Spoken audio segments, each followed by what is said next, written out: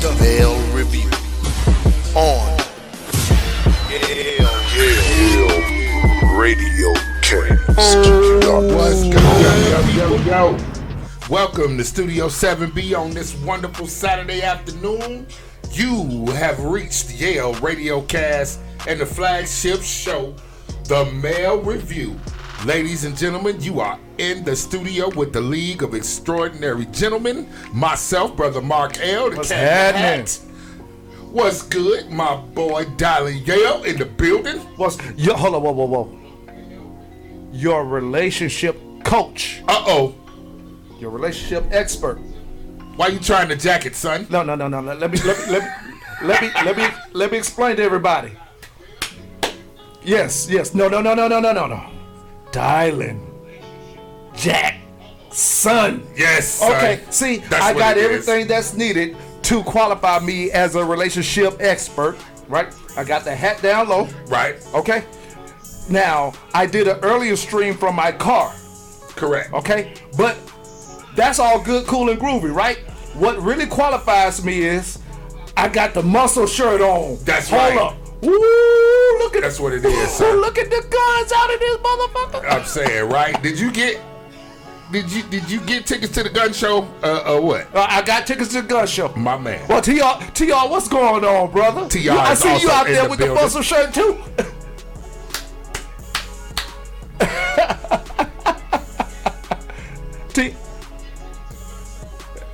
What's up, TR?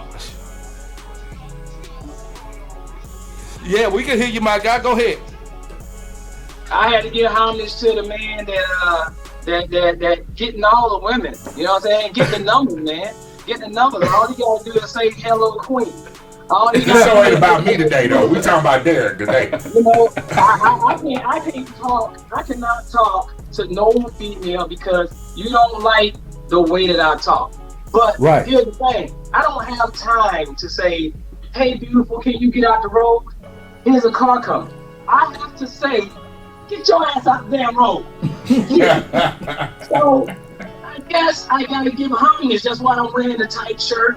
If you see the nipples, they percolating or whatever. Oh, come on. You know, get on here on that, but you know what I'm saying? So hey, if you don't like the nips, Ain't nothing you can do about that.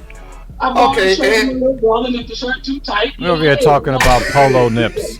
Polo nips. And we also have, welcome to the stream, Dr. Evil. Dog Genius. Yeah, it was goody. It was goody, man. Yes. Welcome to the Male Review. We Yeah, go I'm by the happy to League be of here. Extraordinary Gentlemen, my guy. Yes, sir. So, yeah, we got, we got the guy that's picking up for Derrick Jaxn. He's going to pick up the mantle. Yes. So you're going to be the new guy that's going to pander to women and tell them what they want to hear. Right.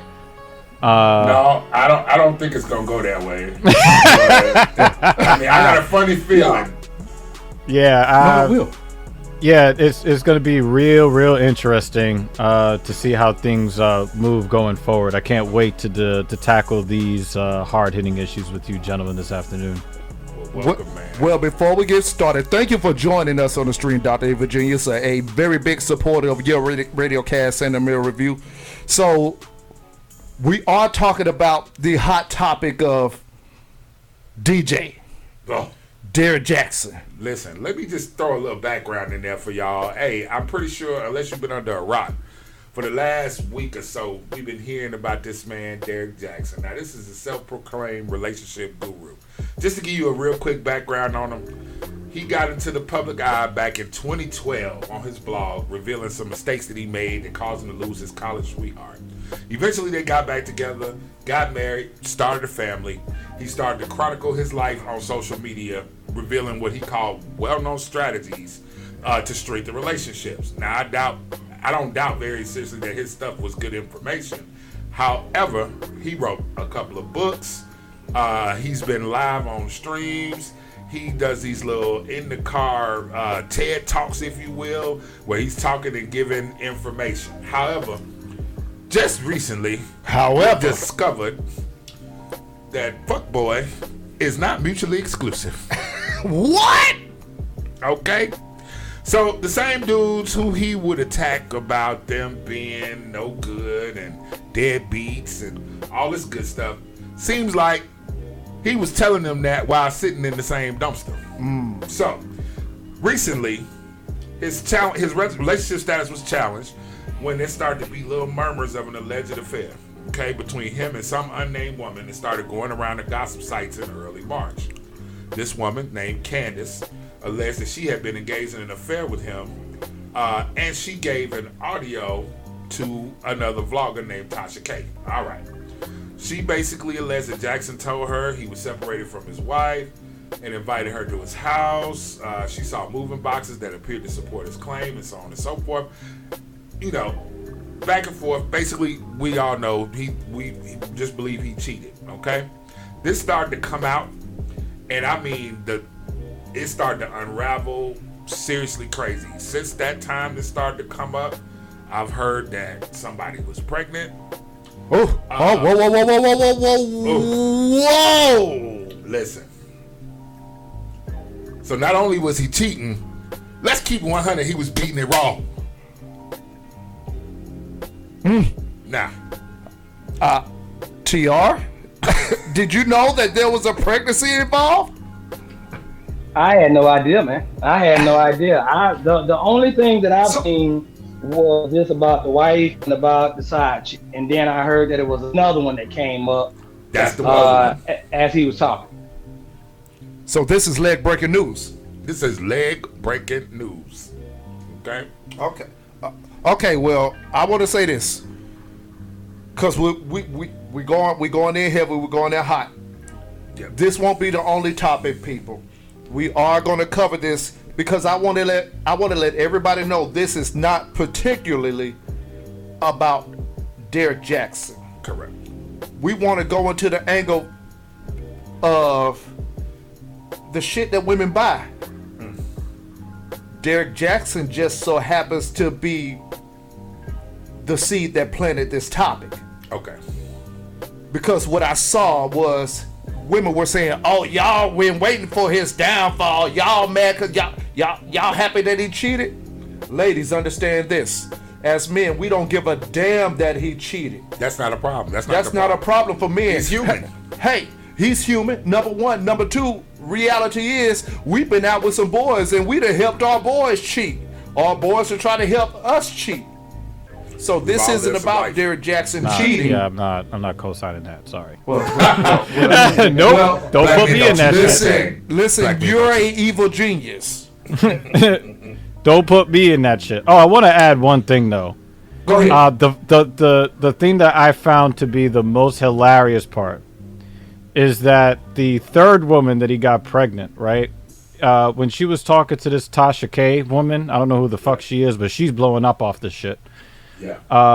She actually points to the background of one of Derrick Jaxn's car videos, and her house is in the background. Right. This motherfucker is posting simp videos while outside the house of the chick he's smashing. Also, he actually took pictures of him when she was with him, of his feet and other things. But I just want to do something. Oh, I want to highlight the fact that Dr. Evil got Baby Yoda behind him. right on, Dr. Evil. Look, That's the real thing to address. Look, Baby Yoda is not for the bullshit. That's why Baby Yoda is there. Hey, Yo, man. Let me say this. This is why we have the people that are so intelligent, like Dr. Evil on or whatever. You know, he's using the Force because he's bringing intelligent conversation. Look, listen, nobody else brought that in. That look in the background of this simp ass dude talking this shit, and you don't see the chick's house. You don't see the chick's house. And let me add this. No, we're not waiting on this dude to fail. We're waiting on him to tell the truth. No. We're waiting on him to tell the truth. Look, I don't F with a lot of F boys, and my dudes know why. Because I would rather deal with the truth. You tell me the truth, I can go with that. You start telling me lies, it's going to take me forever to, number one, try to figure out who you really are. Number two, how to deal with who you really are. Right. So we weren't waiting for this dude's downfall, women. We were waiting for this dude's truth. Because if Now- you're true with me, I bang with you all the time. Now, TR, let me follow behind you because I love the fact that you brought up the truth.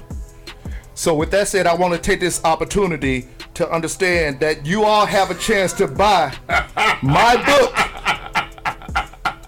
FYF, The Universal Truth. It is now on sale. It will teach you all the things that you need to know as a woman about the truths that men tell. It's only $69.99. And don't forget now, we're gonna throw in as a bonus TR's book, Shit. Dot. Yeah, so we are promoting this outstanding book. It's a great read. I promise you. The Universal Truth, FYF. Fuck your feelings. The Universal Truth. Insanity. Yo, I want to add something to what TR said and go a little bit beyond what he said. I don't even really give a shit that he lied because what human being has not told a lie, right? The issue that I have with Mr. Jaxn is that this motherfucker made an average of over $2 million a year shitting on black men for doing the same exact thing that he himself was doing. So it's not so much that we are rooting for his downfall, but it's more of a vindication of black men in general who have been demonized in the minds of black women, creating an unrealistic expectation of what men should be. Men should be men. They should not be Jacksons. I'm just going to put that out there, right? You know, It's a German word for it. It's called Schadenfreude. That's all we doing. We feeling Schadenfreude. Basically, better you than me. Because what you got is, you got this dude, like you said, he's been tearing down black men all this time, making millions of dollars, and here you pop up being the same thing that these black men you allegedly are tearing down, and all these ladies have bought into this mentality and this thought process that you have presented. Now, here's the messy part. The messy part to me is the fact that you may have absolutely given some great damn advice. Right. But now your integrity is in question, motherfucker. Right. Your integrity is in question. So let me in question? Wait. It's in question? It's in question. I think it's been pretty settled for a while. He's got no credibility. Listen, the internet is not. The jury done came back. Keep going with the verdict. The jury came back with the verdict already. They came back. Okay, bet. So your integrity is not in question. You just have no integrity. That is the verdict. It's a wrap for you already. It's a wrap, son. It's a wrap. But that's what it is. You may have had great advice, but now your integrity's gone. So now it's kind of like when a lawyer gets to that sweet spot in a court case where he says, "Were you lying then, or are you lying now?" That's the end of the case. Right. So, for the women who came to defend and said that we are happy that he got caught. Gotcha.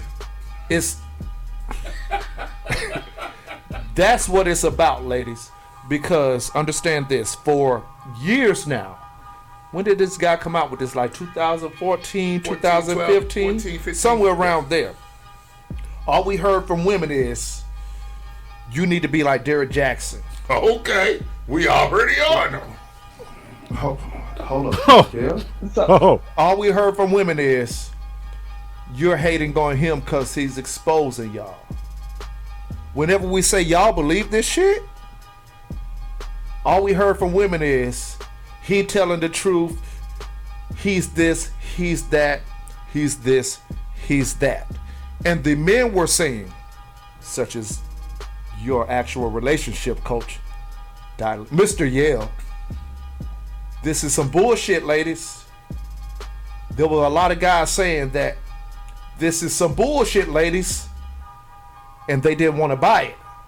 So why we are happy is we actually have proof that we were right. And maybe you need to shut up and listen, because we have a moment right here where we have been trying to tell you women that don't buy shit, even a Mr. Yale, your relationship coach. What? Don't buy everything that we say just because we're softening the blow. there are some times that you're at fault. It's not always the man, because everything that is done for 8 years has said, well, ladies, this may happen to you, but really, if it was the man and the man's supposed to been doing, vindicating women from their flaws. That was the problem, ladies. TR. Well, let's speak on this, Dr. Evil. I have to agree with my boy Mark L. I love you and support, but you have to understand what Mark L is saying to a degree. This dude's still selling those books that you're talking about, that you're upset that he's been selling for so long. Now, from what I heard, he's selling more books. So you can't be serious. He's selling more books? He's selling more books, dude. Am I right, Mark L? Can we do a fact check on it? Listen, I got the fact check right here for you. Yes, even in the video he put out with his wife, who looked like I called it #Blink Sis. Stop it. Just talking about Derrick.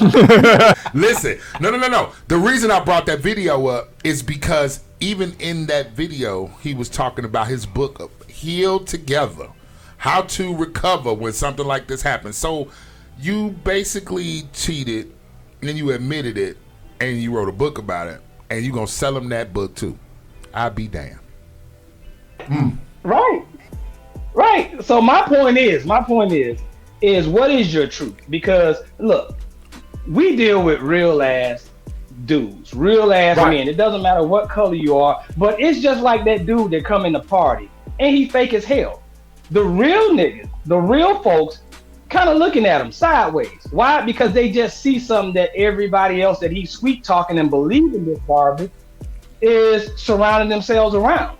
So I'm just simply saying, a lot of men are just simply saying, don't believe the bullshit just because they are sweet talking you and saying something nice that you might want to hear. They're wrapping a piece of shit with a bow. Now let me ask this.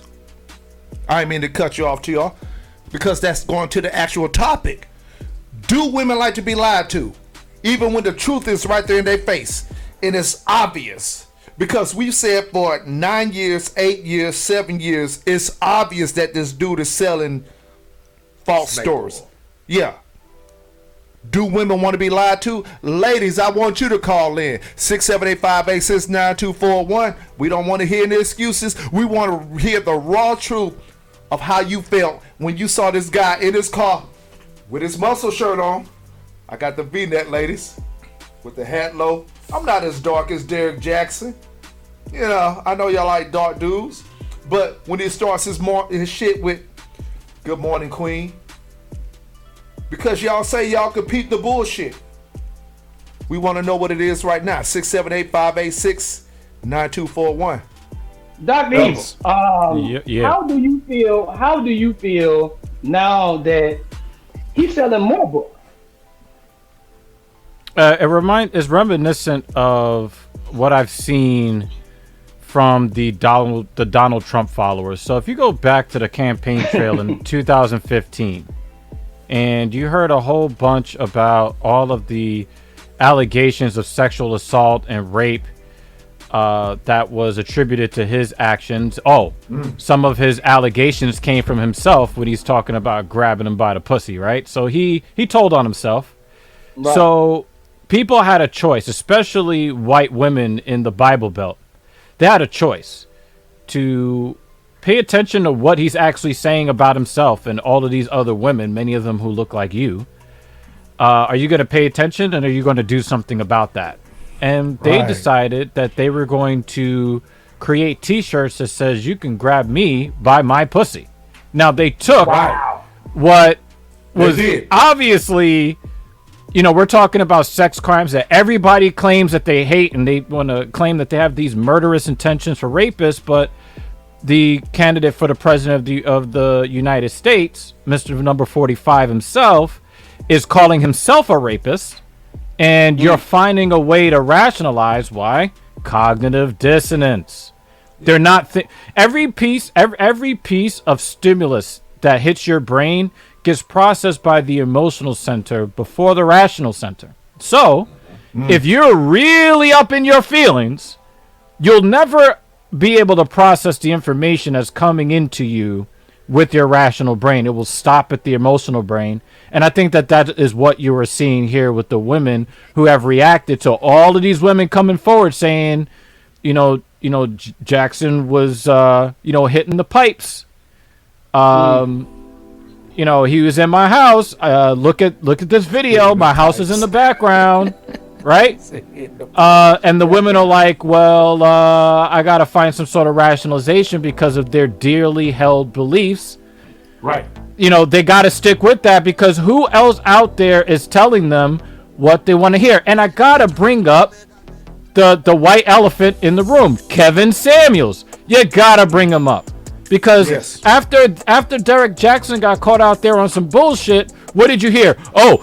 Kevin Samuels is going to be next. Well, what is the difference between Derrick Jaxn and Kevin Samuels? Not only is Kevin Samuels not just telling you what you want to hear, but he is also honest with the women that he gets involved with. He's not out there spreading bullshit. Allow me to address Kevin Samuels, because there was a post put up by one of the family members of Yale Radiocast, Spicy, of Women in the Mic. And what she did was she tried to group Kevin Samuels in the same box with Derrick Jaxn.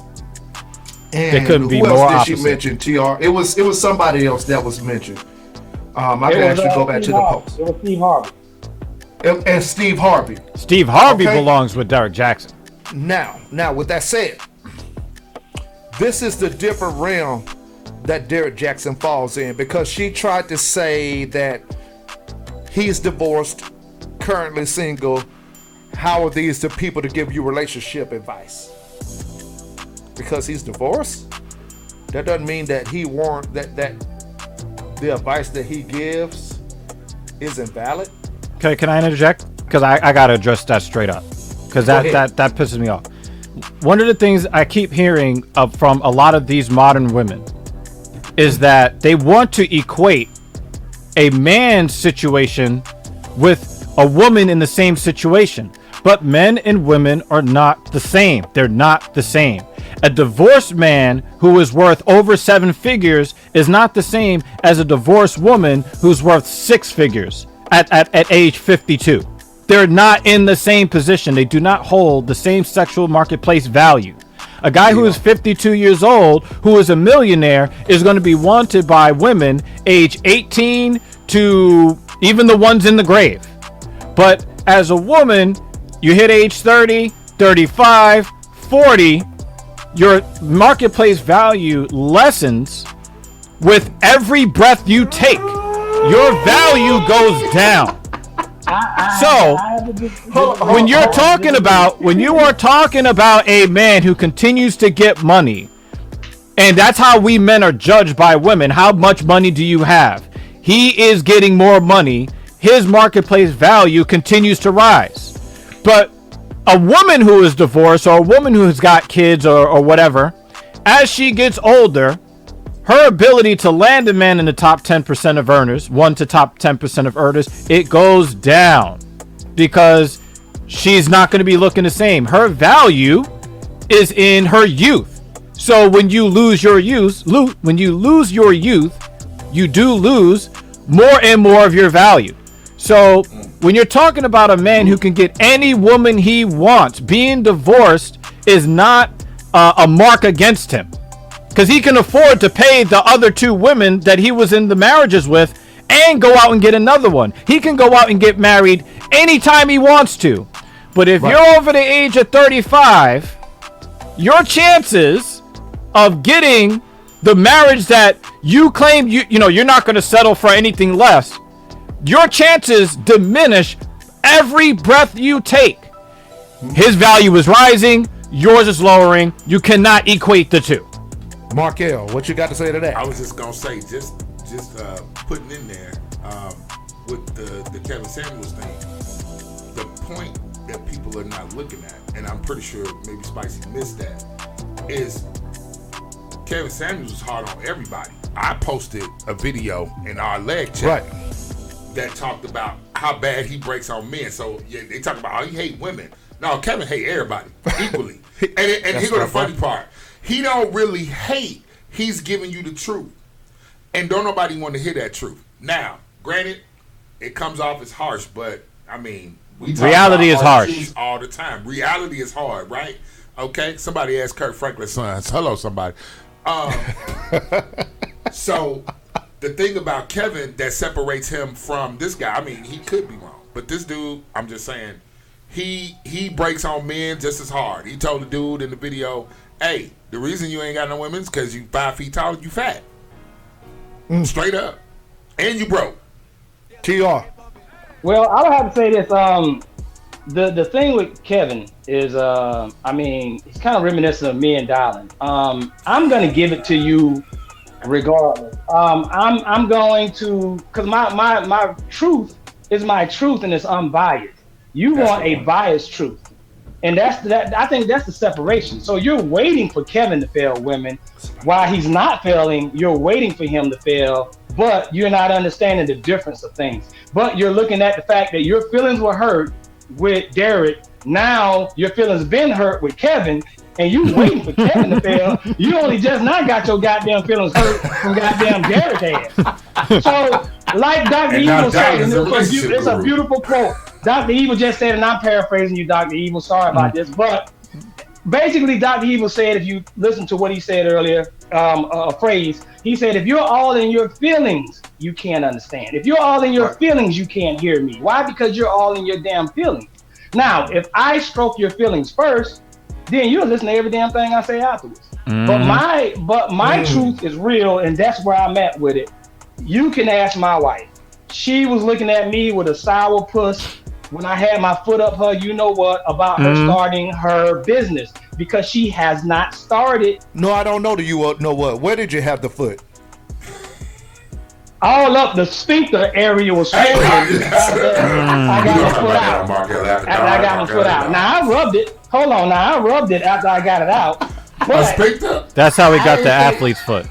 Yeah, I got a little toe jam too. But let's just be honest with you. Now she doesn't take the BS in that same scenario because she got dealt a real hand, and that hand was harsh at first, and she got into her feelings. But after she got out of her feelings and she did her job, shout out to K Chantel's product line fixing to come out with the shampoo and the conditioner is already done. We're just waiting to talk to the stores. Right. She is now not listening to the other chicks with their emotions talking to her because somebody done hurt their damn feelings. She'll just shake her head and be like, baby, these chicks are crazy. This chick was like, my husband said that here I can do whatever I want to do, just let him know. And I can't think of nothing. But you're mad because you can't think of nothing. You negate the fact that he's supporting you 100%. Sit your raggedy ass down and form you a plan. Trifling chick. Form you a plan. So, I'm just saying, Dr. Evil, good point, man. Get out of your feelings and maybe you could hear me more, but in your feelings, you absolutely ain't be able to hear the truth. Right. Okay, so let me go in on the truth. Shout out to DJ L. Connors. Your Radiocast in the building. This is family. He said, but biased truth isn't the truth. And I get what it. Well, let me. I get what L is trying.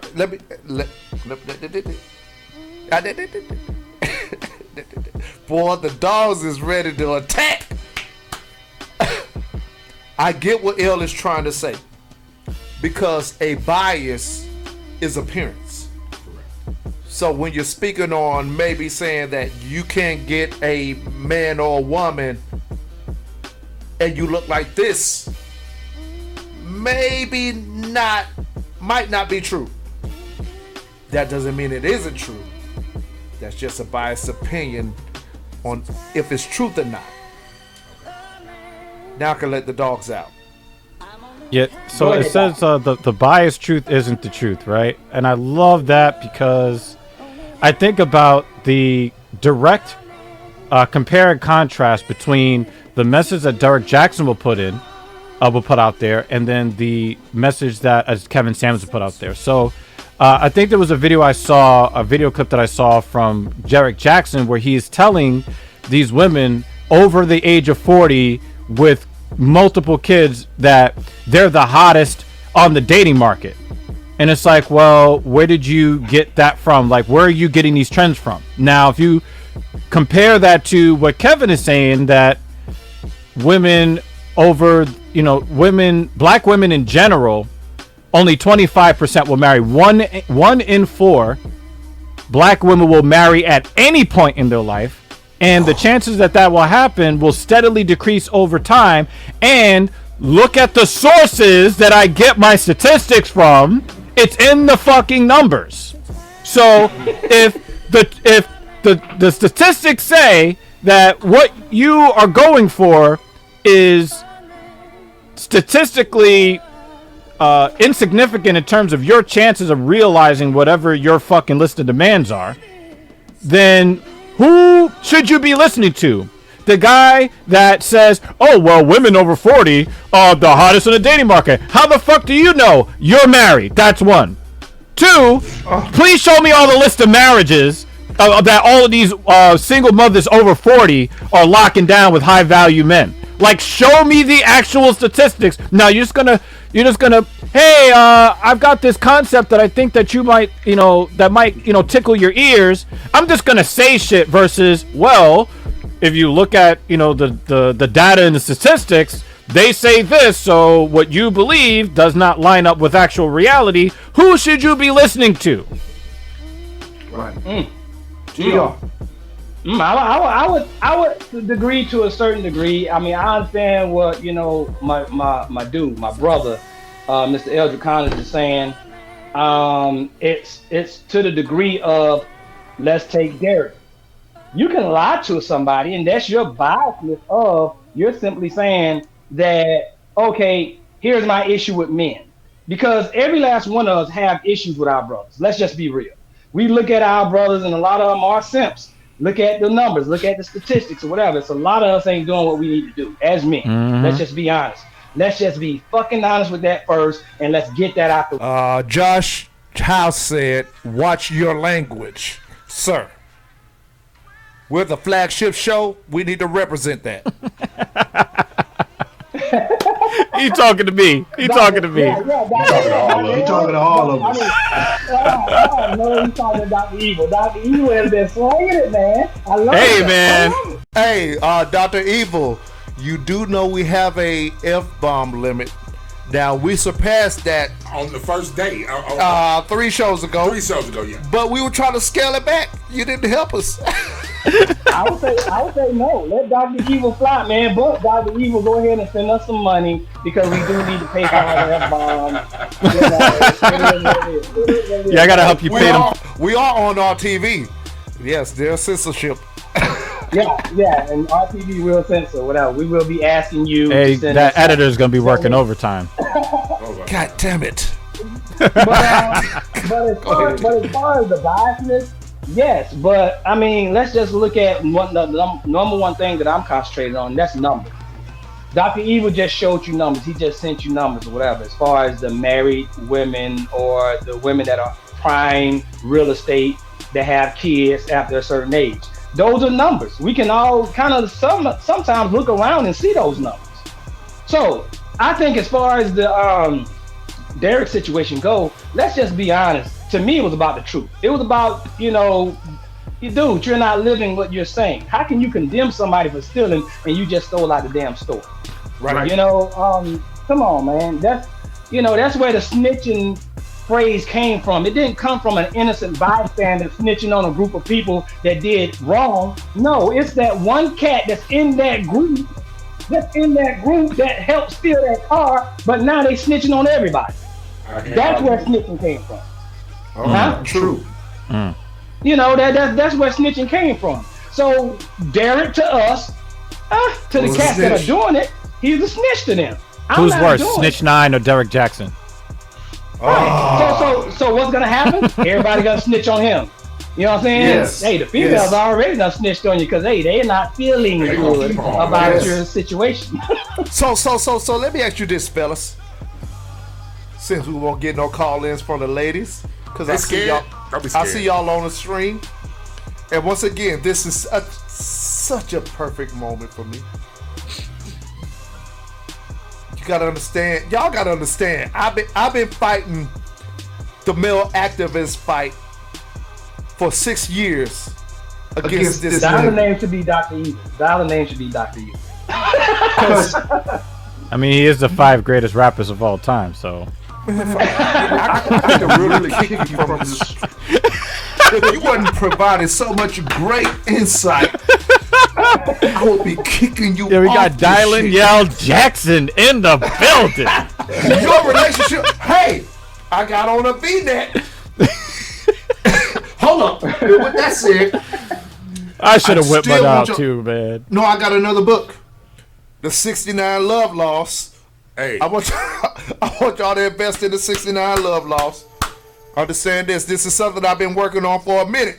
Shout out to our other Derrick relationship coach, Derrick Clark, Right aka on. Sincere. Yes, the 30 Love Laws was a great book, but I feel like I surpassed it, right? Because this right here, it's not 30 Love Laws. It's 69 love laws. so 30 was good, but you needed 39. Yeah, see, cause I go where Sincere didn't go, and we can't even talk about that. You just got to get the book. Once again, only $69.99. And don't forget shit.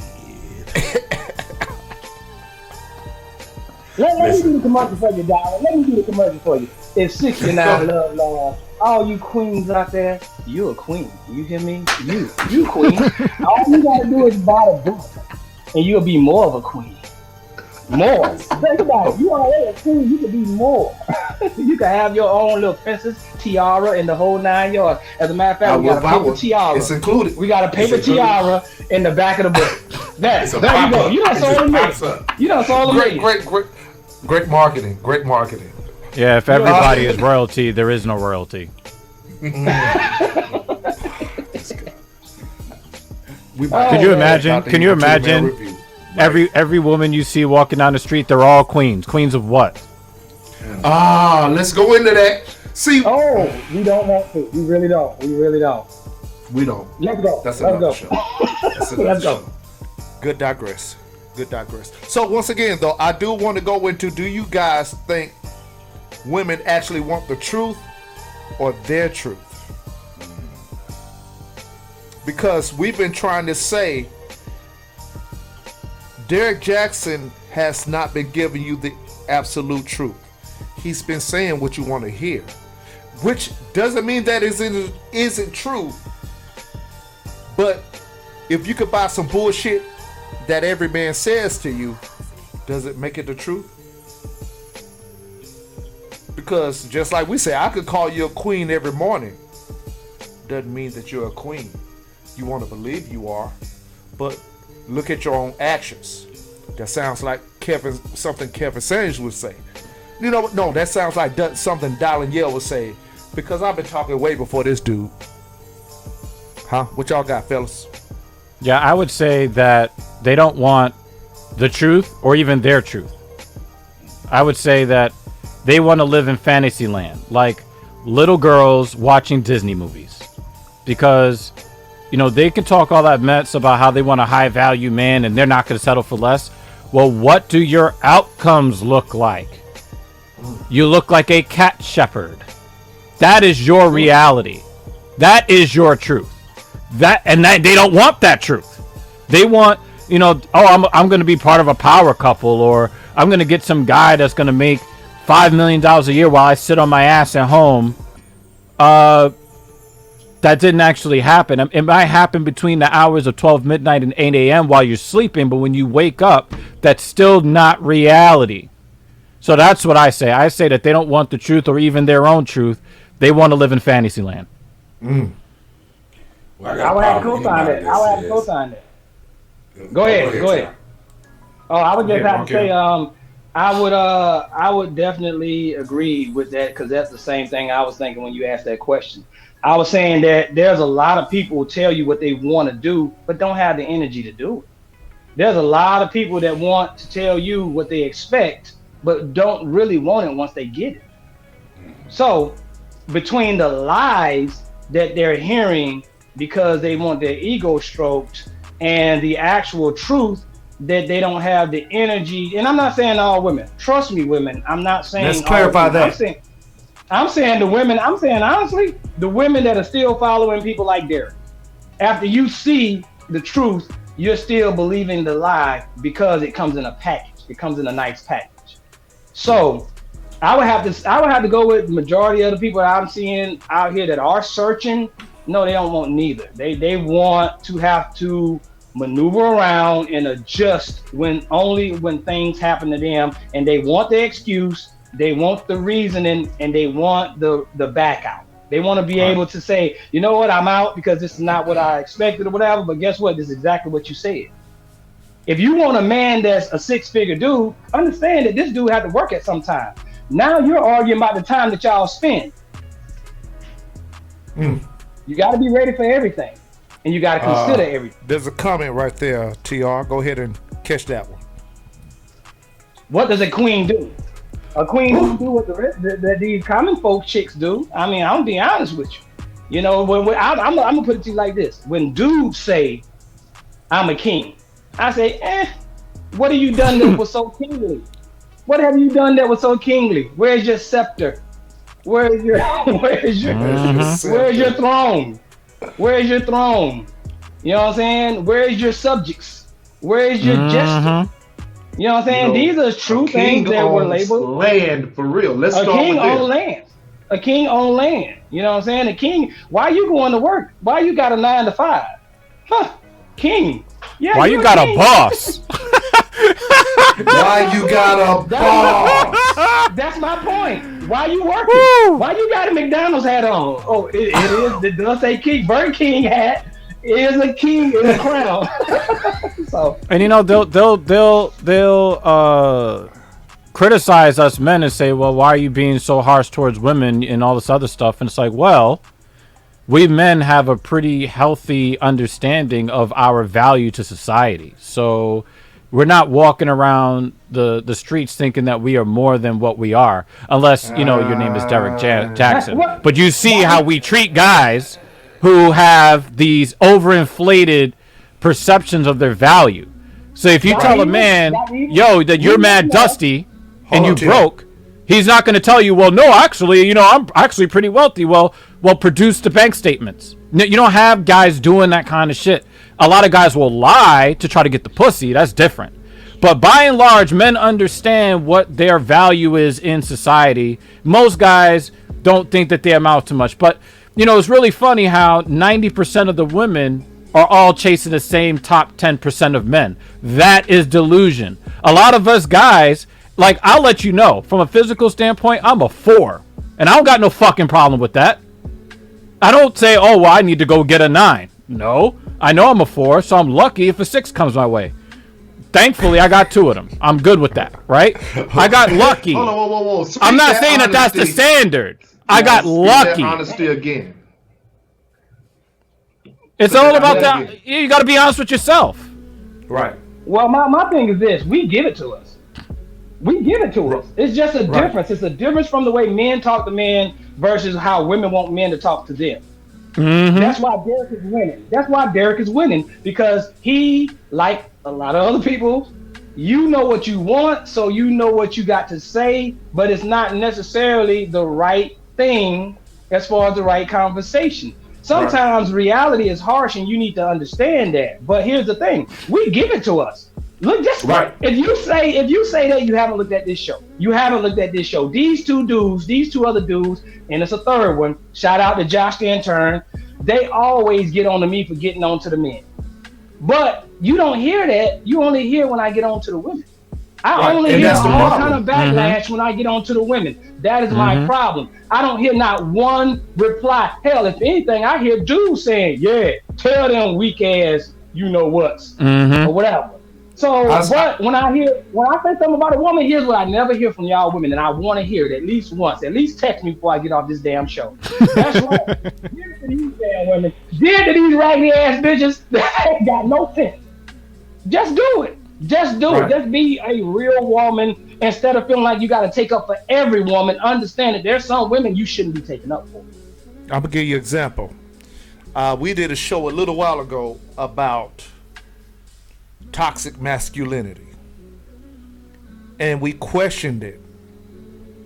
Teron's already laughing. We questioned it, and even the way that I titled the show presented a woman saying, well, you should have said it like this, which still presented the woman being the victim. Although the topic was questioning toxic masculinity. Even in the title, you want to be the victim? Even in the title, no matter what we discussed in the show, I titled the show wrong because I said, what is toxic masculinity? And that's a problem. To me, it's like everything that we do is questioned as men. So when we challenge a man, and us as men, we know when some shit is bullshit because it benefits you emotionally. Now you divert and say, that don't make no sense. Why y'all questioning this? You hate? Ooh, hold on one second. Eldrick Connors, king or queen.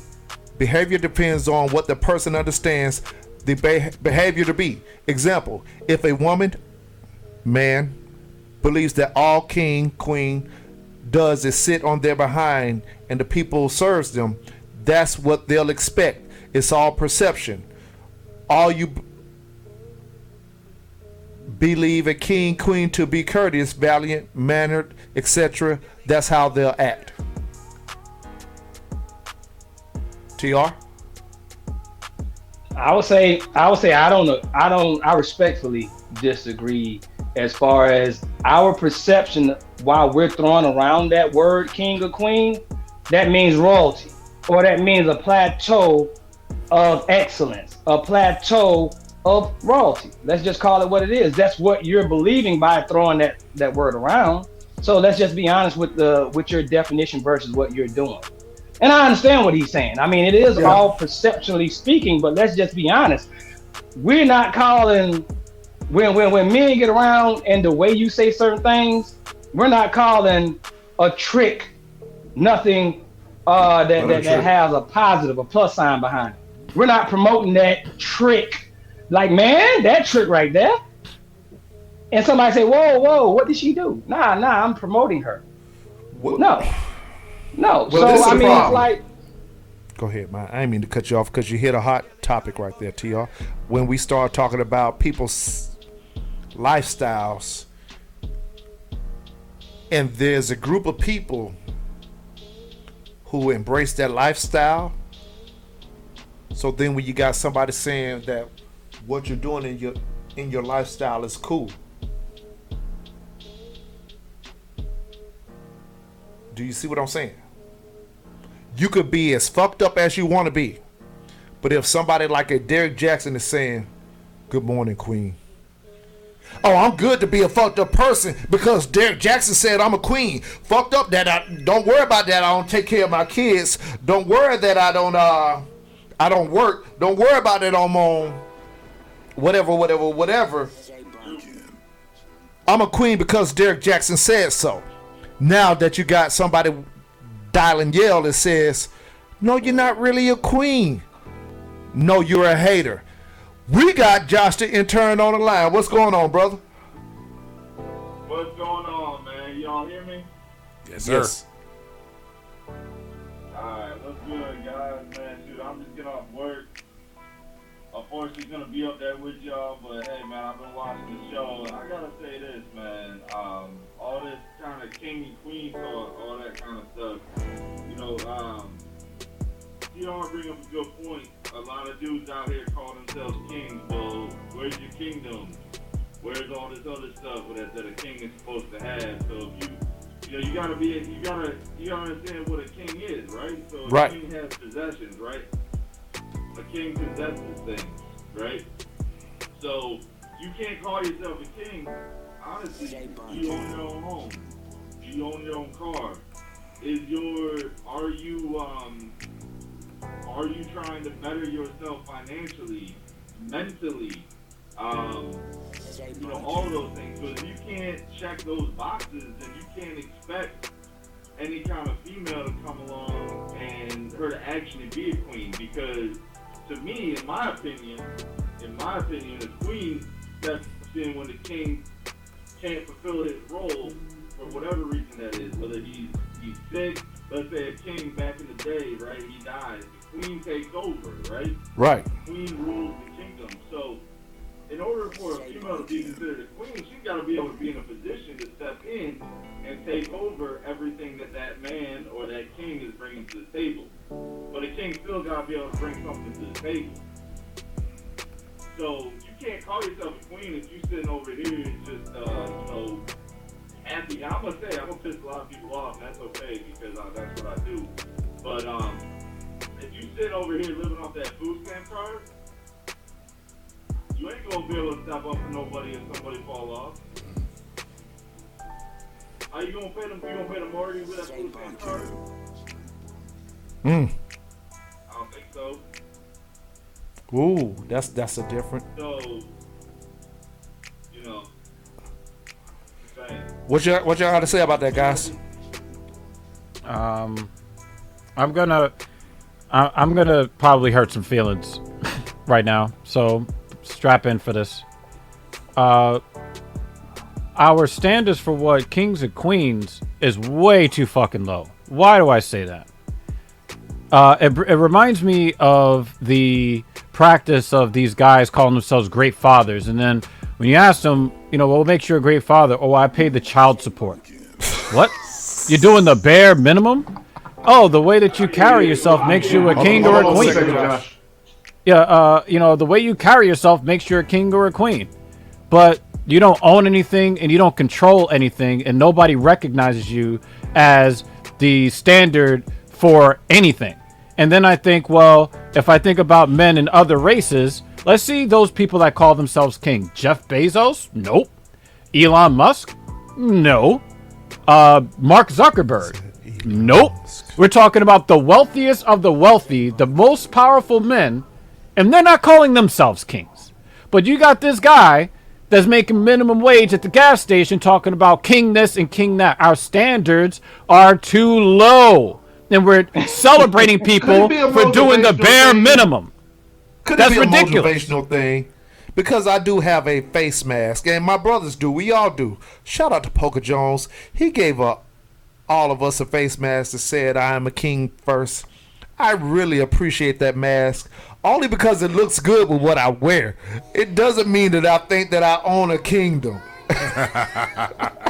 Well, see, okay, let me just chime in on that. So, what we're talking about is semantics. Okay, so we use king, we use queen.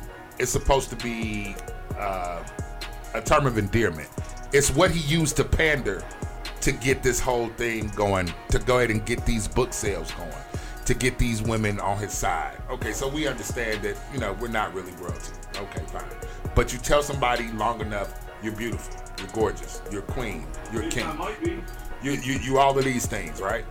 Right. When you say that, you use that as a way. You can't hear me? I got you. Okay. Go ahead. Yeah. What I was saying was using king and queen is semantics. We use it as a term of endearment, as a way to build up our brothers and sisters, as a way to, in this particular case, pander to people and make them buy your book, so you can make millions of dollars. So I understand the concept. You using these words and all this stuff. What I think the overarching point is this.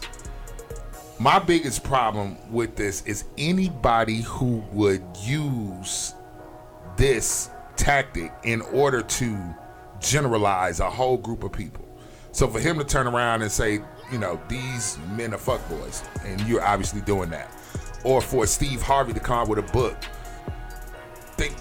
act like a woman, think like a man. Anybody who decides they could tell women how to do something and you're a male, or male something and you're a woman, all you can do is offer your opinion. But that's where the division comes, right? Because you're letting them call you a guru. You're allowing these people to basically come and be your Jim Jones. But I am a guru. To be Jonestown and I'm in drink my the Kool-Aid. car. You allow them to drink the Kool-Aid, as opposed to stopping them and going, listen, I'm just giving you my opinion on what I think. That would have saved him, because then that way he would have just been a regular person. The fact that he is trying to deify himself, that's my problem with all of this shit, right? Markel, I got on a muscle shirt. Uh-huh. And I'm Dallas 6'5". Cowboys hat. Moving along.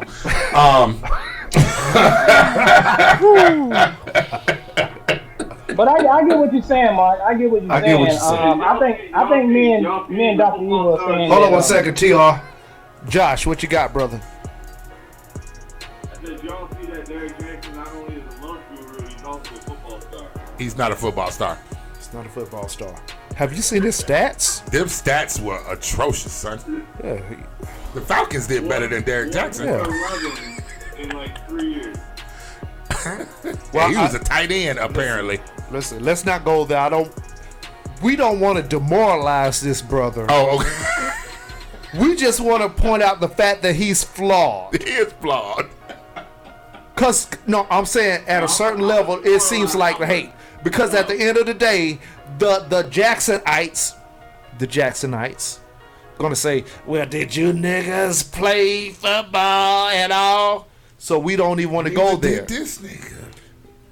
All I'm saying is, let's operate in a realm where we have a point. Okay, let's stay together. Can I respond to Mark's thing about the words though? Go ahead. I believe that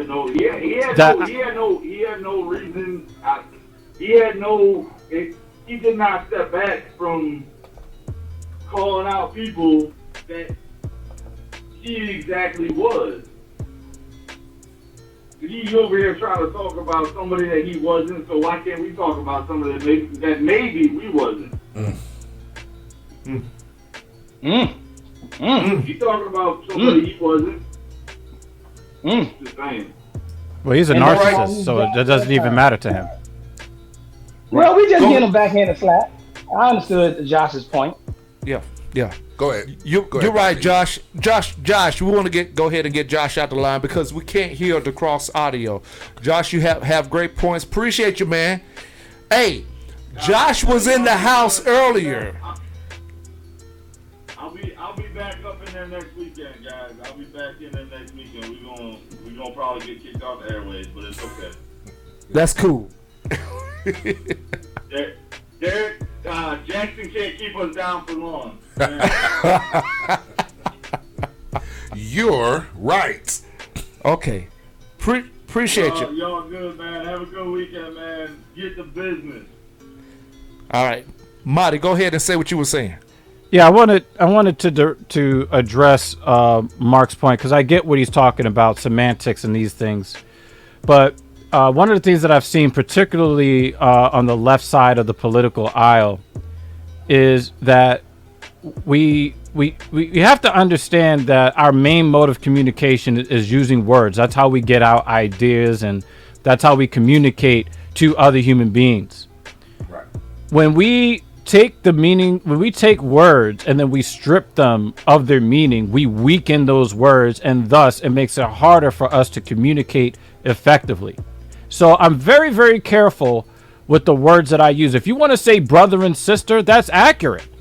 But when you're talking about kings and queens, there aren't too many of them in the world. Usually there's only one king and one queen in any given country. So there's not too many monarchies in the world anymore. Kings and queens are rare, but brothers and sisters bring us together. That is a powerful terminology that I have recently found the value in. But anytime you try to use really powerful words to describe the mundane, you weaken the power that those words have, and then they don't mean anything anymore. Like, it's like calling everybody the GOAT. Do you know what the GOAT stands for? The greatest of all time. How can everybody be the greatest of all time? You weaken the terminology, and then it doesn't mean anything anymore. I like this evil genius guy. That's what I was gonna say too. I was gonna say, And I was gonna add on, hate speech equates hatred. You have to understand that. The way that Derrick was talking, to ring everything back in, the way that Derrick was talking, it was talking hate speech. He was teaching you to hate your husband. Why? Because your husband made a mistake. Same fucking mistake that he just made. Right. But he wants leniency. So He talks in the third person. He doesn't even connect himself to himself. We're saying hate speech creates hatred. And if you're calling yourself a relationship expert, guess what you're doing? You're trying to create a system, a situation with you and whoever you're talking to, in the mannerism of saving your relationship. And that's not his verdict. That's not the way he's talking to these people. He's talking about what you shouldn't accept at all, ever. And that's my problem with him. He's expecting the world to accept what he just said that you shouldn't accept before he got caught. Right. So I go back, I digress, but I digress with my original statement. Hate speech equals hatred. You're teaching these women how to hate their husband. Shit, they love your ass more than they goddamn love their husband, and you can't have all these women. So what is your jargon really saying? Is it really saying that you need to bring out the best in your relationship? Yeah. Are you saying you need to bring out the best in your relationship? Or are you saying that, hey, y'all should hate all these men except me? So with that said, before we go to this commercial break, because we will spend another 2 hours on this. We will be on this one topic all day. Once again, this is not about Derrick Jaxn, ladies. This is about the fact that the hatred that he spewed enforced your mindset to hate black men. Men. Period. When he was actually the guy that you should hate. You women said at every door, when a guy did something minutely wrong, we're canceling him. Why is he not canceled? Because he's 6'5" and he's dark skinned and he got on a muscle shirt. He also has muscles underneath the muscle shirt. Well, I mean, I think, he still don't want these hands. I invited him to pull up. I tagged that man in every post I put up and said, pull up the Yale Radiocast. Let's talk about it. No, so it's not about hate, but it's about the fact that what he said was every man is wrong and you shouldn't deal with him ever. Where do you allow growth? What do you allow repair? What do you allow things to actually connect as a unit, as a couple, as a relationship, as a married couple, as TR was talking about? You buy his book. Which, as I was saying, the 69 Love Laws covers all this shit. Okay? Everything. $69.99 on YaleRadiocast.com.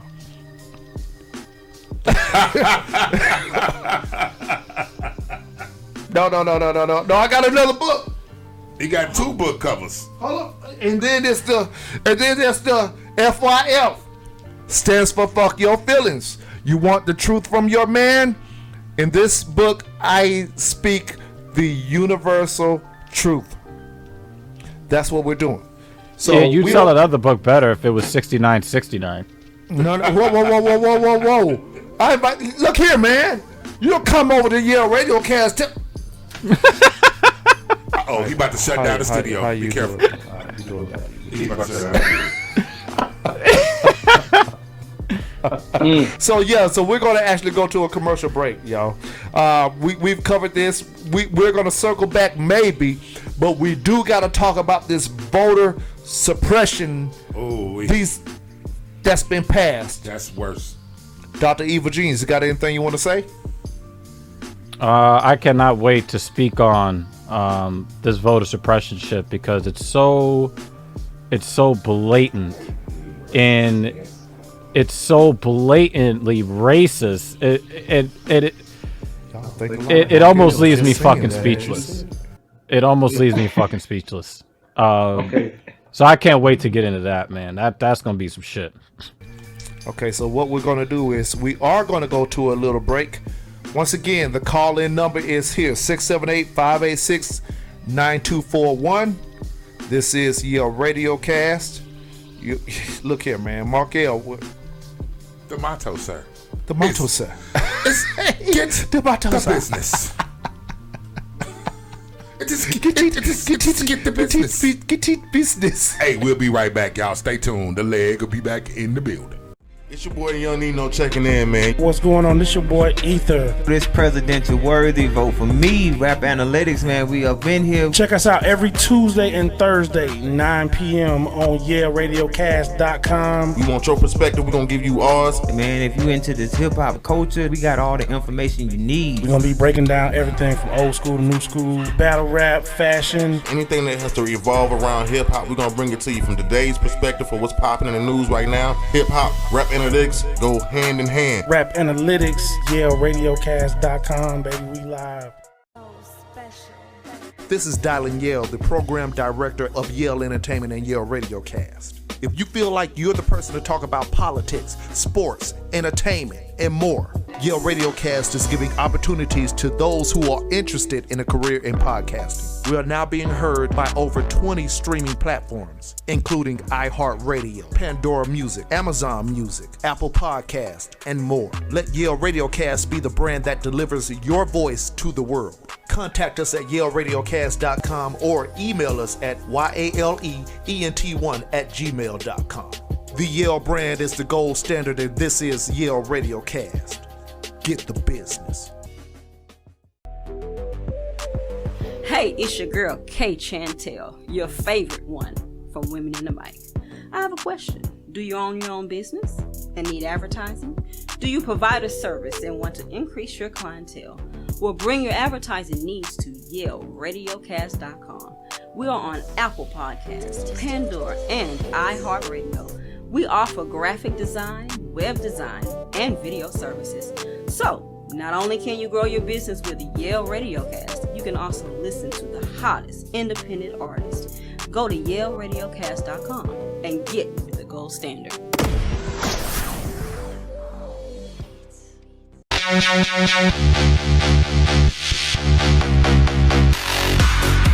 Yale Radiocast, now on Pandora Radio.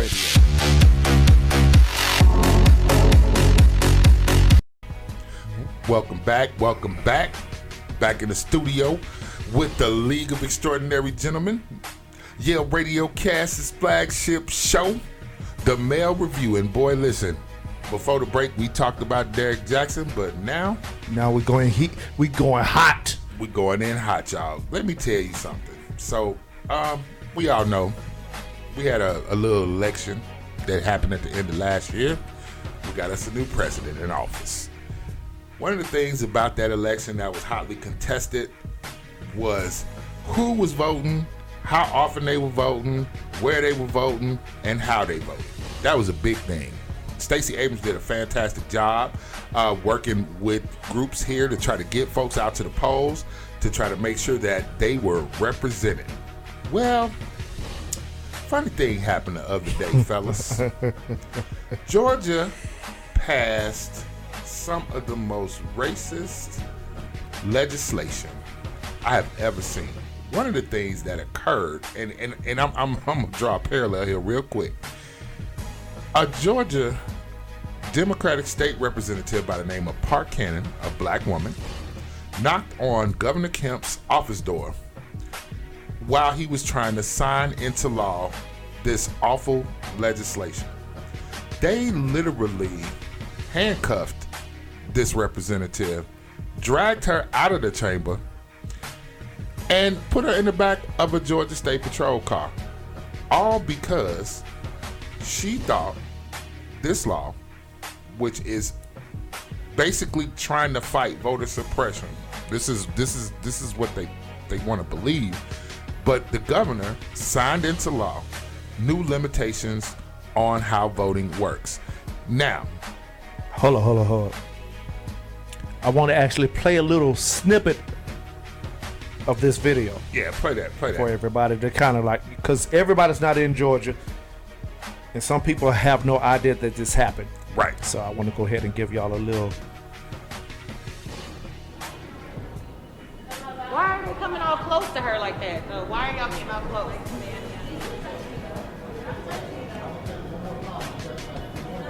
But why does she have to step back? Why is the governor trying to sign something in private? Why is he keeping a representative? Why does she have to step back? The governor is signing a bill that affects all Georgians. Why is he doing it in private? And why is he trying to keep elected officials who are representing us out of the process?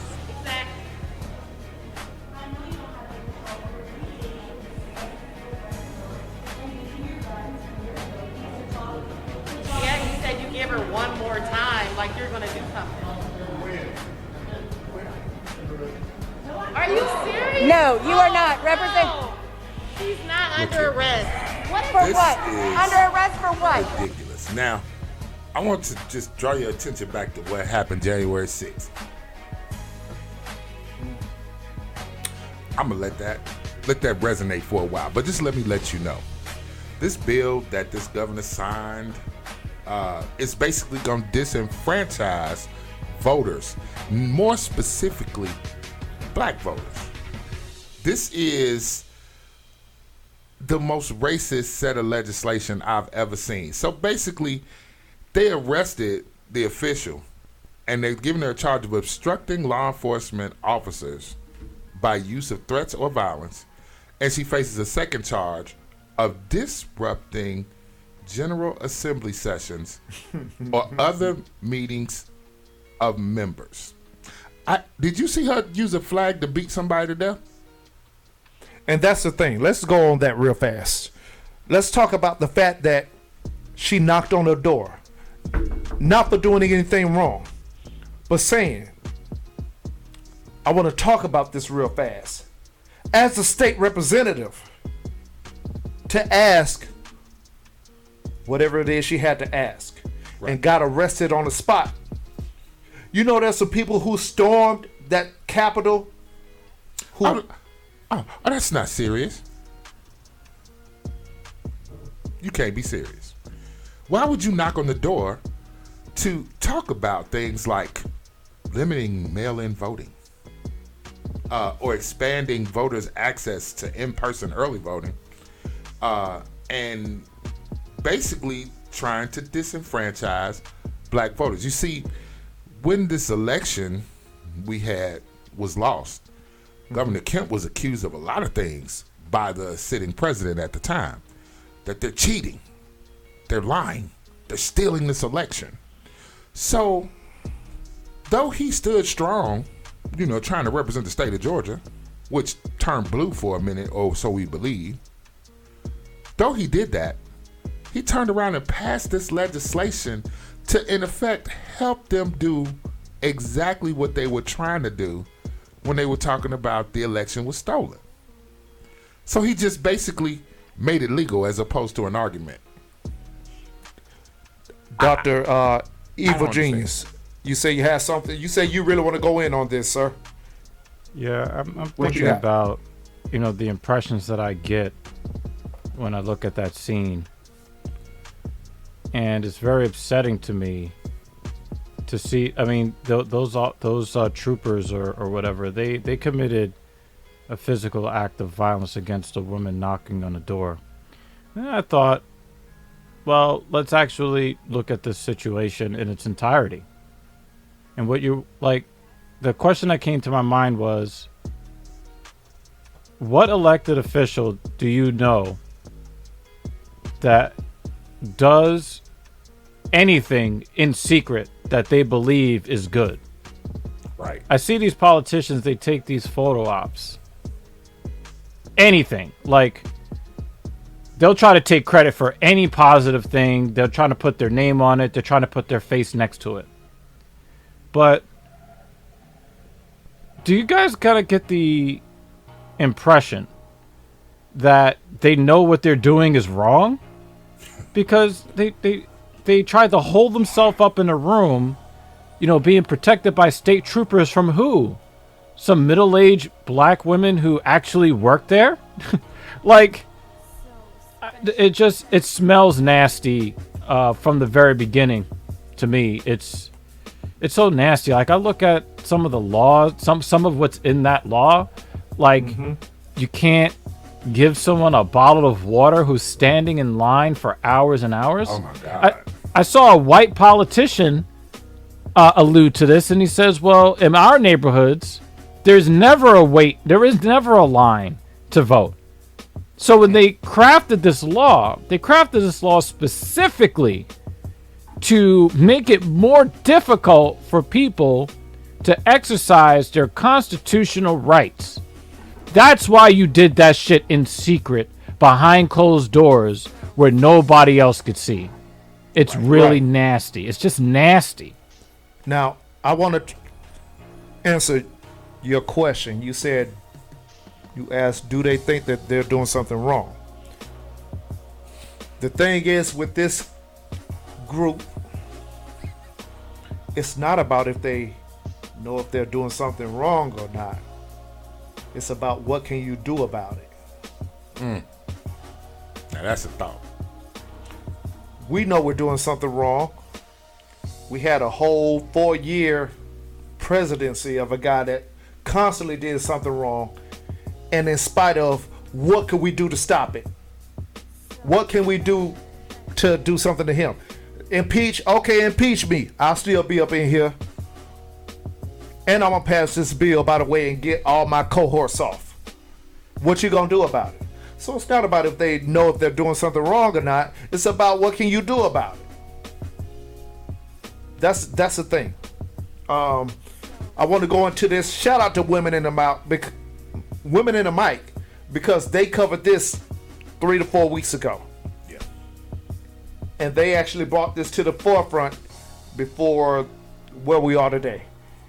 And a lot of things that was going to be put in place with this bill was to the fact that the way that they constructed it was to restrict certain voting privileges. They put some things in place that we couldn't do, like mail-in voting. Mail-in voting. There's a lot of extra things that you got to do now for mail-in voting. You got to prove your ID. You got to verify this. If you're sick, you have some health issues, you really have to present the reasons of this health issue to make it valid. They also said that third parties can't send absentee ballot applications to voters. Right. So that means that groups like the group that Stacey Abrams started, in order to try to help those people who are in rural areas or more unfortunate areas where they could not get to voter polls. They were built to help those people. So now they're making it so that it bans third-party groups from sending in applications for voters. Right. You can't use portable polling sites anymore, like the mobile voting buses that were used in Democratic Fulton County during the last voting cycle. Right. I want people to call in on this 678-586-9241. I do want some opinions on this and how do you feel, because we're saying that this is a racist bill, but I do want people to understand that there's some minorities who aren't black. How do you feel about this? Yeah. I want to get some call-ins from some people who may not be black, who may feel that they are affected. How does it affect you? TR, what you got?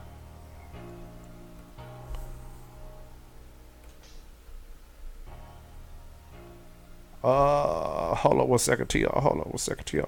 There you go. Go ahead, brother. Yeah. Yep. I don't think that the bill is as racist as our government. You know, that's just like somebody that is actually racist doing something that is questionably racist, versus you have to consider the source. Now, that's why I was saying what I was saying. I am saying this. I wish they would have had that type of energy when that mob came up and smashed our highest government buildings. I wish that they had that same energy of arresting when we've had the people killed at our Capitol buildings, not our little kind of second tier government official buildings or whatever. But let's just be honest. If that's not blatant, I don't know what is. I don't know what is. Let's just go past the law and let's just look at, we all know that that's the reason why there are certain things still in play, because the powerful gonna always try to keep their power. We already know that. But let's just look at who they're focusing on.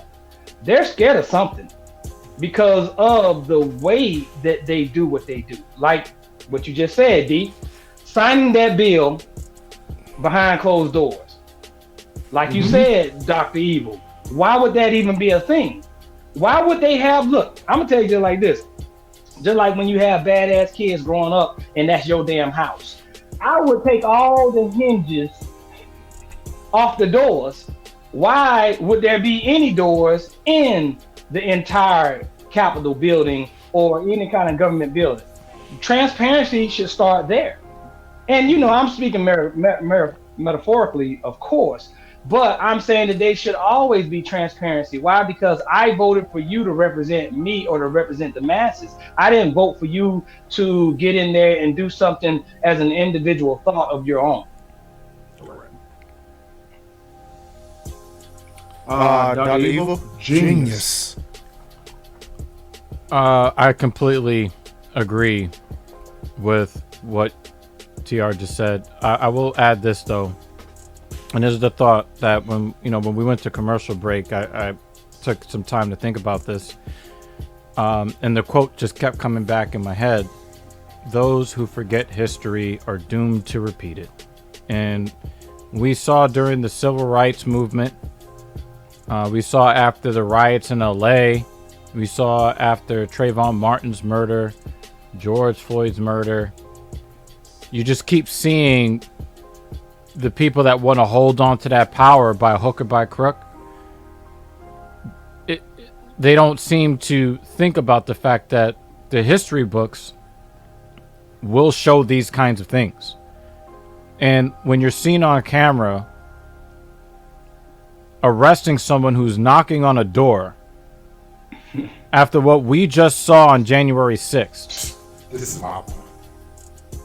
It's so, and sometimes people say, well, it's a false equivalency. No, it's consistent across the board. Every time they bring in a white mass shooter and, he's got his Taco Bell and his Burger King, but then we have an unarmed black person that's killed, and you put them next to each other and you see the pattern. It's consistent.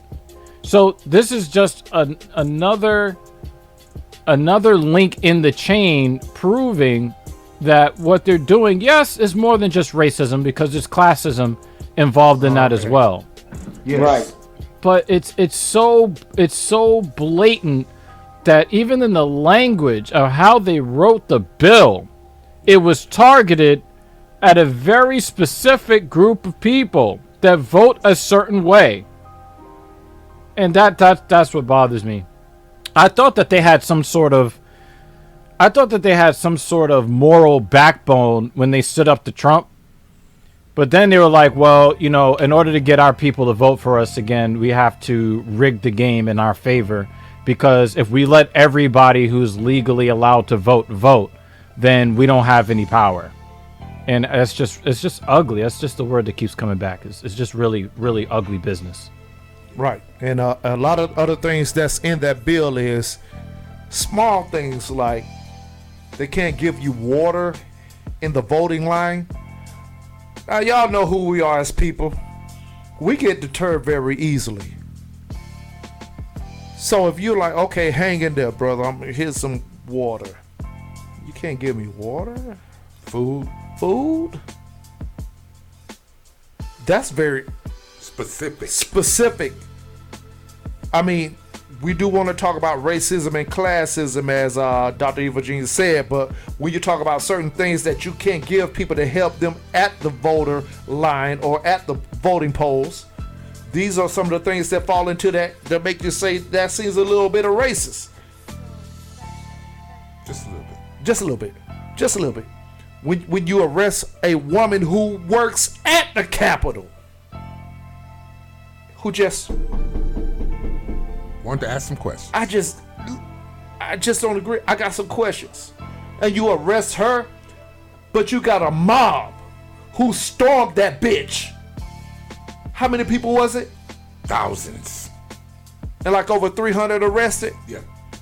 But they got out the next day. Mm-hmm. Some people didn't even get arrested.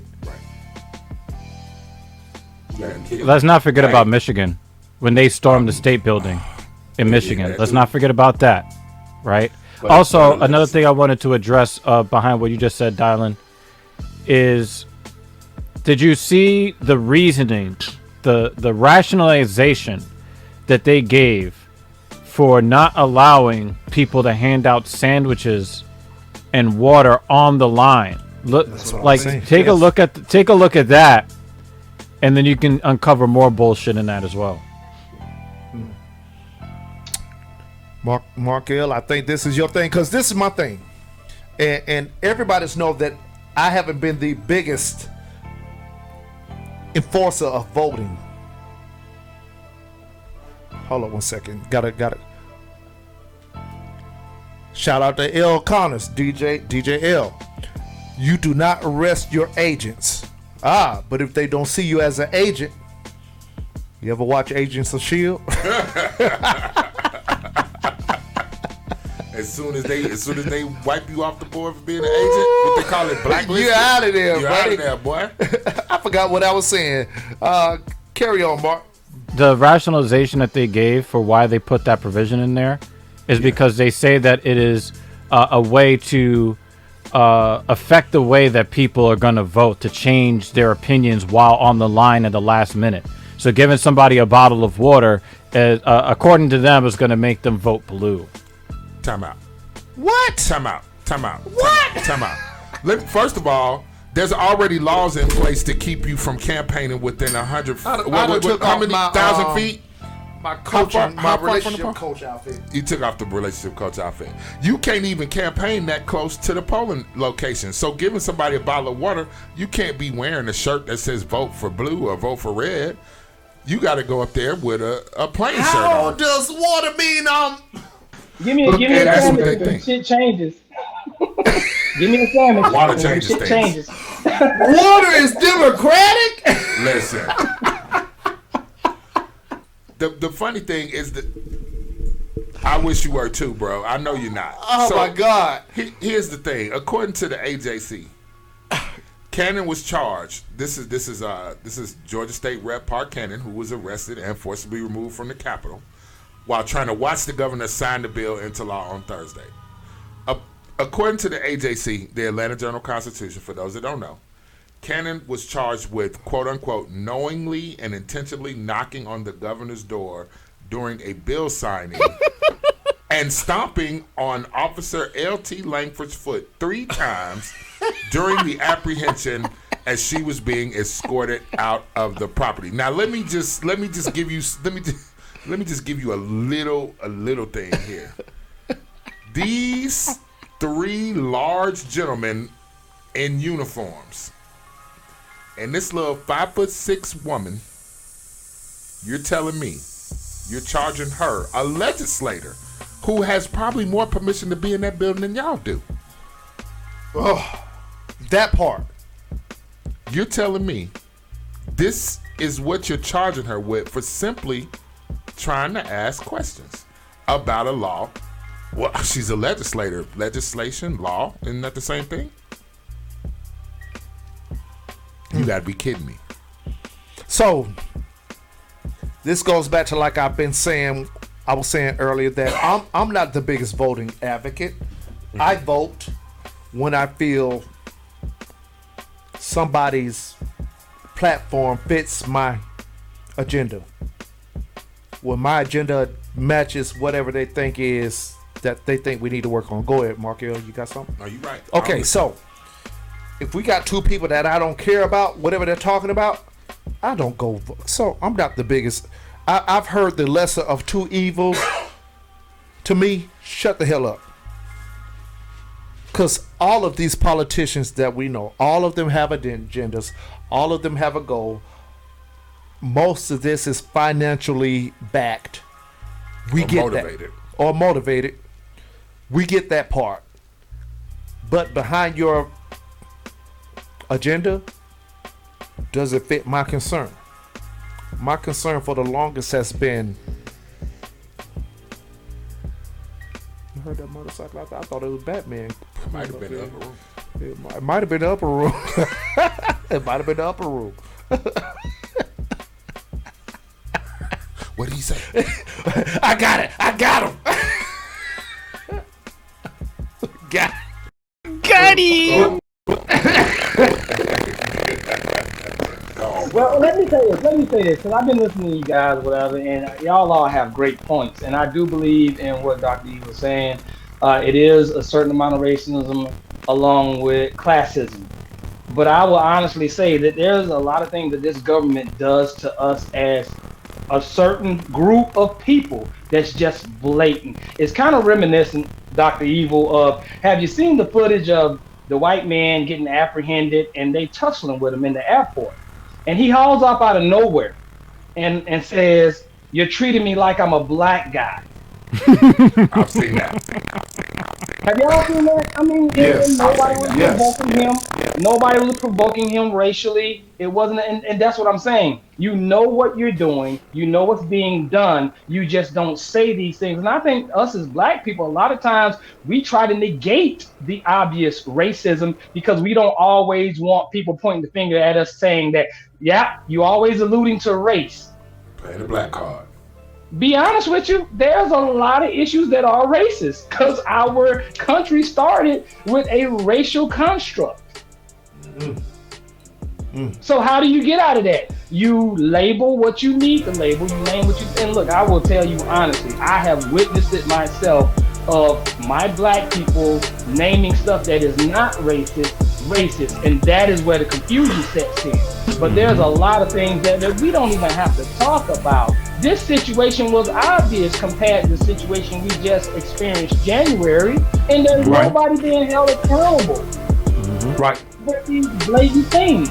So, Dr. Eva, could you expand upon that, sir?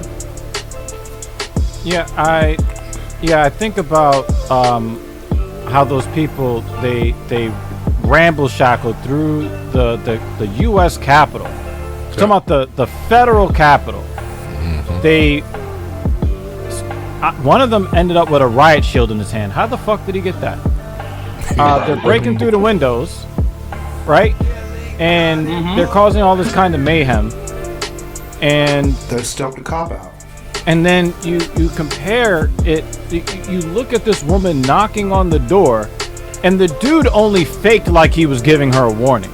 Because as he was giving her the warning, he was grabbing at her simultaneously. He knew exactly what his marching orders were before that even happened. That shit was planned.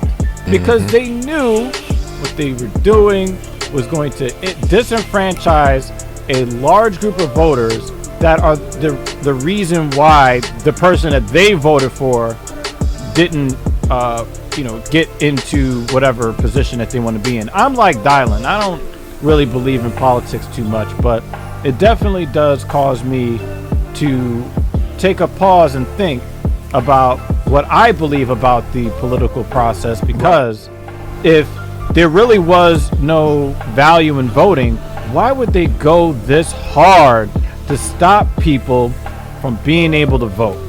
Right. And absolutely. I think that you talk about this airport thing. I remember a white woman being arrested, I think at a traffic stop that used the same thing. So, we got to hear about how we're in this post-racial society. Okay, you ask any of these people, would you like to take the position of a black person in America for an hour, a day, a week, a month, a year? And the answer is always no. From people that keep telling you that racism doesn't exist. But, well, if it doesn't exist, then, hey, try on this dark skin. Gets a little bit of melanin and see how that works for you. And they all decline because they know exactly what time it is. Yes. Well, what you think, Brother D? What you think? Do you think that the cop had already got this from watching the auto? I do. I agree with Dr. Evil. I think that they gave him that call for the arrest, not for the security, for the arrest. Well, I would say that they probably had that plan. They did know what they were going to do. And they expected pushback. Shout out to a very close friend of mine, Erica Thomas, who is a state representative as well, who has been posting a lot of things on her Facebook page leading up to this moment. This has been in place since the election. So she has already presented, hey, this is what they're trying to do. We need to counteract this. We need to fight this, blah, blah, blah. But it's a bill. What can we do? You know, my thing is, us as citizens, how are we going to counteract? That's the next. I've been saying this day one. We're still going to put our faith in this system because we voted. We've done our part. We turned Georgia blue, yay! Look what Georgia just did. So how much does turning Georgia blue change things? Well, I'm gonna say this: politics is one of them. It's a long con. Okay, just follow my words. Yes. So we had this big loss by Trump, and then he accused us people of trying to steal the election. So now Kemp comes back after signing the bill saying, look, significant reforms to our state elections were already needed. There's no doubt there were many issues with how the election was handled, and these problems led to a crisis of confidence in the ballot box here in Georgia. Let me give you one caveat, and I'm going to jump off of it. Kemp is up for re-election as governor in the fall. Let me say that one more time. Brian Kemp is up for re-election as governor next fall. I got a close friend. I like when he said this a couple of months ago, and I've held on to it. He said it's always an overlay for the underplay. Oh, that's so swaggy. I take it with me everywhere I go. Whoever said that, shout out to that guy, to the cat in the hat. The cat in the hat. Now, I mean, I hold that now. So, but what that has done for me is that's empowered me. Has this empowered you, gentlemen, to say, okay, now I got to do more? Because this has opened up a box for me. Now I see why my people were so in an uproar about voting. Because you have tried to block everything that, along with me having the opportunity to do this, the option to do this, you tried to block me from doing it. So now I got to do it more since you have fought or you have blocked my rights to do it. Me and TR says this all the time. I don't necessarily fight for Obama. I fight for his blackness. Which means is I don't necessarily follow his politics, his presidential background. But what a lot of people has done is said Obama ain't shit, not because of what he's done as a president, but because he was black. So I've had to defend Obama's blackness. Shout out to Obeezy. Obeezy. We won't talk about that Fast and Furious shit that you did where the guy had a whole bunch of... Never mind. Shout out to the upper room. Now here's the thing. Let me just put this in there too. People are wondering right now, with that being put into him signing this bill, what do we do now? What's next? Right? So Yes, first that's of what I'm all, saying. the coalition of organizations, the New Georgia Project, the Black Voters Matter Fund, and RISE have already filed a federal lawsuit challenging the provisions of the law, declaring that they both violate the 14th Amendment and the Voting Rights Act. Now, stop right there. The Voting Rights Act is what you're going to do on the federal level. Okay? So now, President Biden the other day in his first press conference absolutely slammed Georgia's new law, talking about he is worried about how un-American the whole initiative is. It's sick. The Senate is presently considering for the People Act, which was already passed the House, that would expand voting rights, strengthen campaign finance laws, and limit partisan gerrymandering. Under the current Senate rules, it only needs 60 votes to pass. Now, the cool thing about that, and what I believe, is that in order to get that through the legislation, if they get that through, it'll basically strike that Georgia law. It'll strike that. It'll definitely throw it into question, and it'll probably make it so they have to hold it up. Okay, so that's something to keep in mind. However, please don't sleep. Don't sleep. You see what they did? They snuck this behind closed doors, and then arrested a sister for trying to ask a question. Okay. Call in 678-586-9241. I know some people got some things to say on this topic. I see some people that's on the viewership. Right hit us with a thumbs up. Hit us with a like. Hit us with a comment. We'll post your comment on the stream. We want to get more opinions than just these four gentlemen on the stream. Dr. Eva Jeans, thank you for joining us. You want to finish off with this? I'm here for the long haul, but I pulled up an article that just came up in. I was not looking for this. It was already in my feed. Shout out to the upper room. So let's talk about what happened. Let's talk about what happened behind those closed doors. And again, when we're talking about what TR was talking about, blatant. This is blatant shit. All right. I'm gonna just read the first paragraph from this article. From a publication I don't respect. But Georgia Governor Brian Kemp on Thursday signed into law a series of controversial voting restrictions decried by Democrats as, quote, Jim Crow 2.0, end quote. Yes. And he did so alongside a group of white men and in front of a painting of a plantation where black people were once enslaved. You're actually in a Twitter thread Friday, Philadelphia Inquirer columnist Will Bunch pointed out that Kemp signed the bill under the image, quote, of a notorious slave plantation in Wilkes County, Georgia, end quote. So, they wanted to do this behind closed doors, right? They had a photo op behind closed doors with code that was a code that they were sending to people, and that makes me think, okay, well, if you're gonna do all of that, right, why don't you put it back in the Georgia Constitution that black people are 3/5 human, and then therefore revoke black people's right to vote, because that is in effect what you're doing here. At least stand the fuck up and say with your fucking chest what you really think and feel. You're mad because black people didn't vote your way. That is really what this shit is about. Vote, and it wasn't your way. The problem in the past that we weren't voting. Right. Yep. And they were fine with the rules the way they were until they didn't go their way. Right. So again, they know exactly what they're doing, and they're sending these subliminal white supremacist messages. And then we're supposed to just accept them. Oh, well, what did they do that was really that racist? A bunch of white guys signed a bill to prevent black people from voting in front of a photo of a slave plantation. So, do you guys still have faith in the system?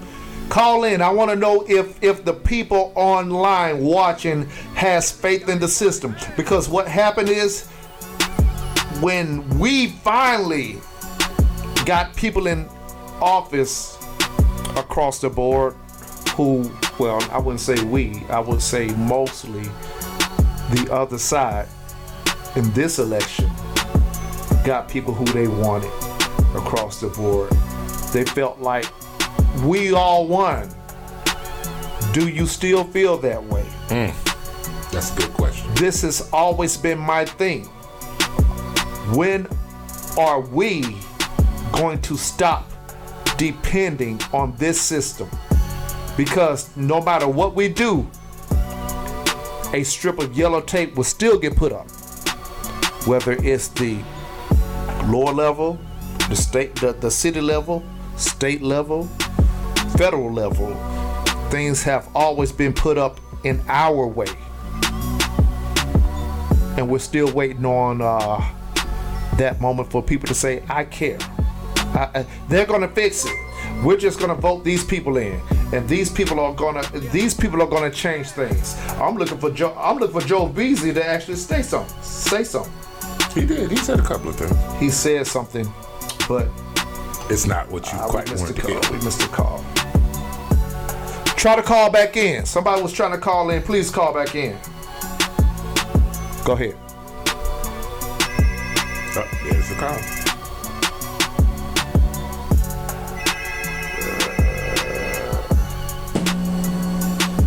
Something happened with the call. Continue. We're going to get that guy back on the line. Well, you have to look at it from a standpoint. You just asked a question, I answered that, darling.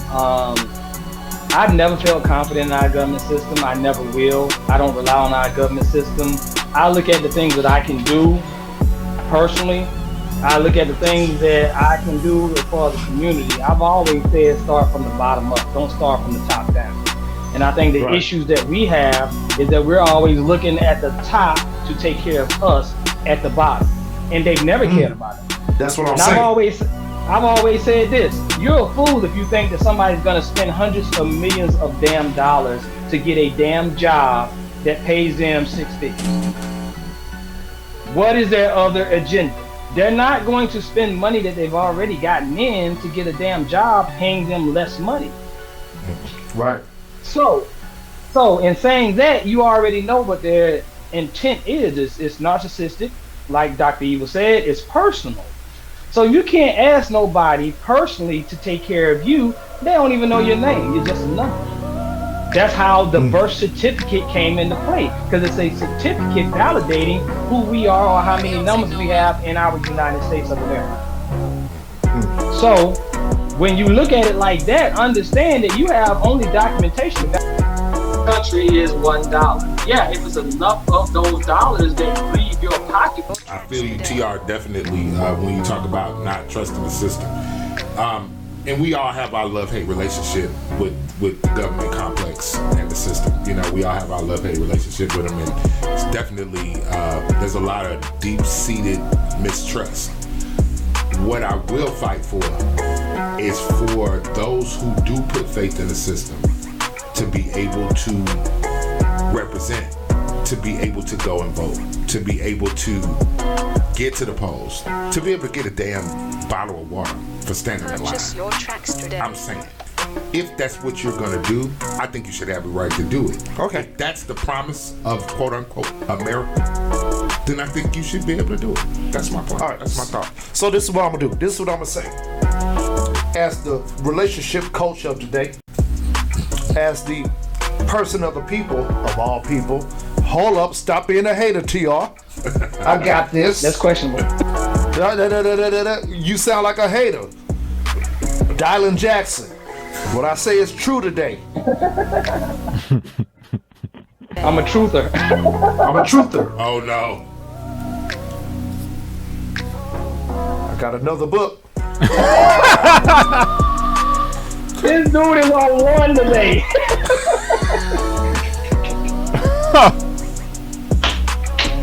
His title, ladies and gentlemen, Women. You can't live with them. You can't live with them. So, that is terrible news. Terrible news. Terrible news. It's a great read. It's an outstanding read. It's a short book too. 69 pages. 69 pages. Short book, sir. 69 pages. Yes, sir. I need the women to step up right now. Say No. The women wanted Obama. Help us get the next Obama. I'm running in 2024. I got a V-neck shirt. Lord. I got a V-neck shirt. T.I., what'd you say? I couldn't hear you. Look at the tears. Over this book sale over here. What I'm saying is, I'm trying to find a cure. And I need the women to be a part of the cure. So you find out everything we need from the women in this book. Women, you can't live with them. You can't live with them. This affects us at this very moment. Oh. This affects us. Oh my God. We need the next great guy. You see the picture of the guy that's crying. You see the picture of who this is? He's crying. It's not Jordan either. He's crying because we need to find the next guy. I'm that guy for you. I got on a V-neck shirt. So with that said, $69.99. $69.99. I need us to put some things in position. I need you women to start by, since black men don't got cars, I need y'all to start pulling up to these cribs to these black men and taking them to the voter polls. I see. I'm working on something. I'm working on something. Follow me, black women. I need you black women to start actually engaging with your children. Stop saying your son is king. Take him to go vote. I don't care if he don't got a job. That means he don't got a car. That means you're still a parent. You're still a mother. Take your son that's laying on a couch and playing video games to go vote. You want your black men to be kings? Be the queen and support your black men. Because I know as a black man, I wasn't voting. And my lady said, baby, did you vote today? I said, I got it. I got it, goddamn, I got it. Sure, I gotta go over here and vote just so she won't say shit. Cause if I don't vote, and then somebody don't get elected, and then Kamala don't get elected. Oh my God! I don't even get no damn loving in there. Voting is love. Y'all hear that? Y'all call me Dylan until y'all call me Dylan every day. I'm calling that motherfucker Kamala. Oh my God! You want to get me to get her name right? You're gonna get my name right. It's called accountability across the board. Kamala. Harris. Let me tell you, brother D. You will not get one vote. You will not get one vote, dude. Not one. Why? Because you're not even TR's vote. Not even TR vote, because you're too aggressive to me. So I know you're too aggressive to these women. I know the whole entire aggression. Whoa! Is this the male review? No, listen. TR just said there's such thing as too aggressive. You didn't end nothing. You didn't end nothing in queen, my lady, beautiful. None of those suffixes were you. That's what it was. So that's because of the universal truths. You're not gonna get a vote. I'm just helping you help yourself. Help you to help yourself, sir. I'm just saying. No, for real. You mean drink a fifth? Yeah, you mean drink a fifth? It's subliminal. Your Honor, I drink the fifth. Can I say something about what Dylan said? Because I was actually going to go there. I was just kind of waiting for the right time. If you look at what this new anti-black people voting law is, because that's really what it is. If you look at the way that it is written, it's meant to suppress people's ability to get there. to get there, to be upwardly mobile in society. That is really to try to keep people down in this caste system. And what I thought about was the bus boycotts after Rosa Parks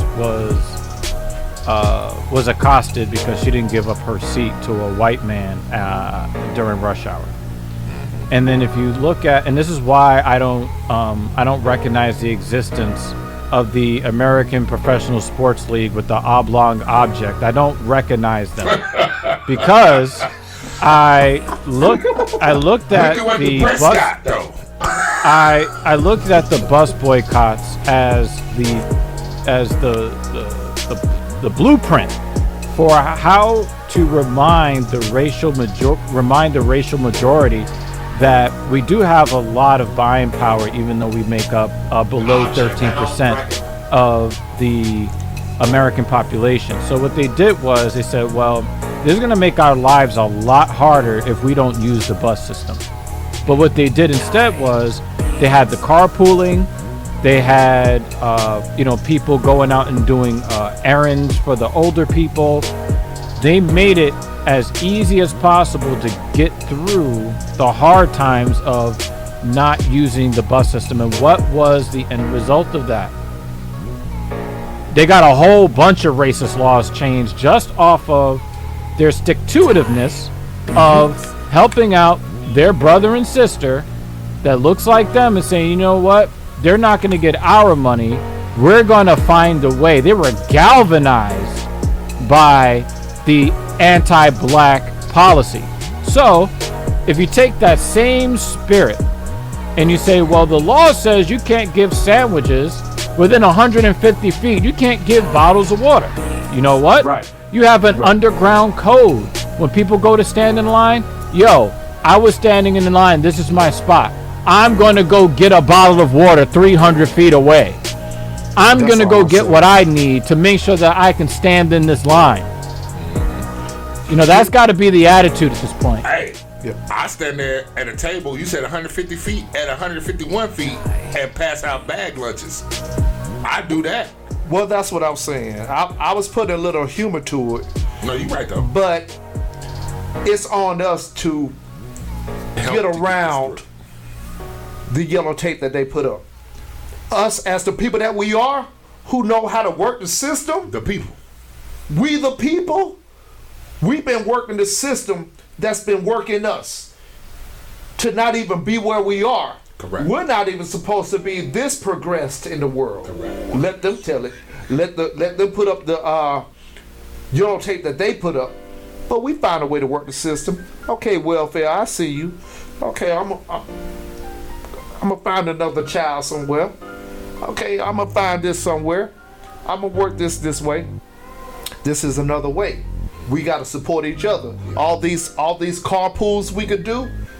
I mean, we know how many people who claim to be a chef and claim to sell their food and claim to be a personal transport system and claims to say they want to do this more and claims that they support black business.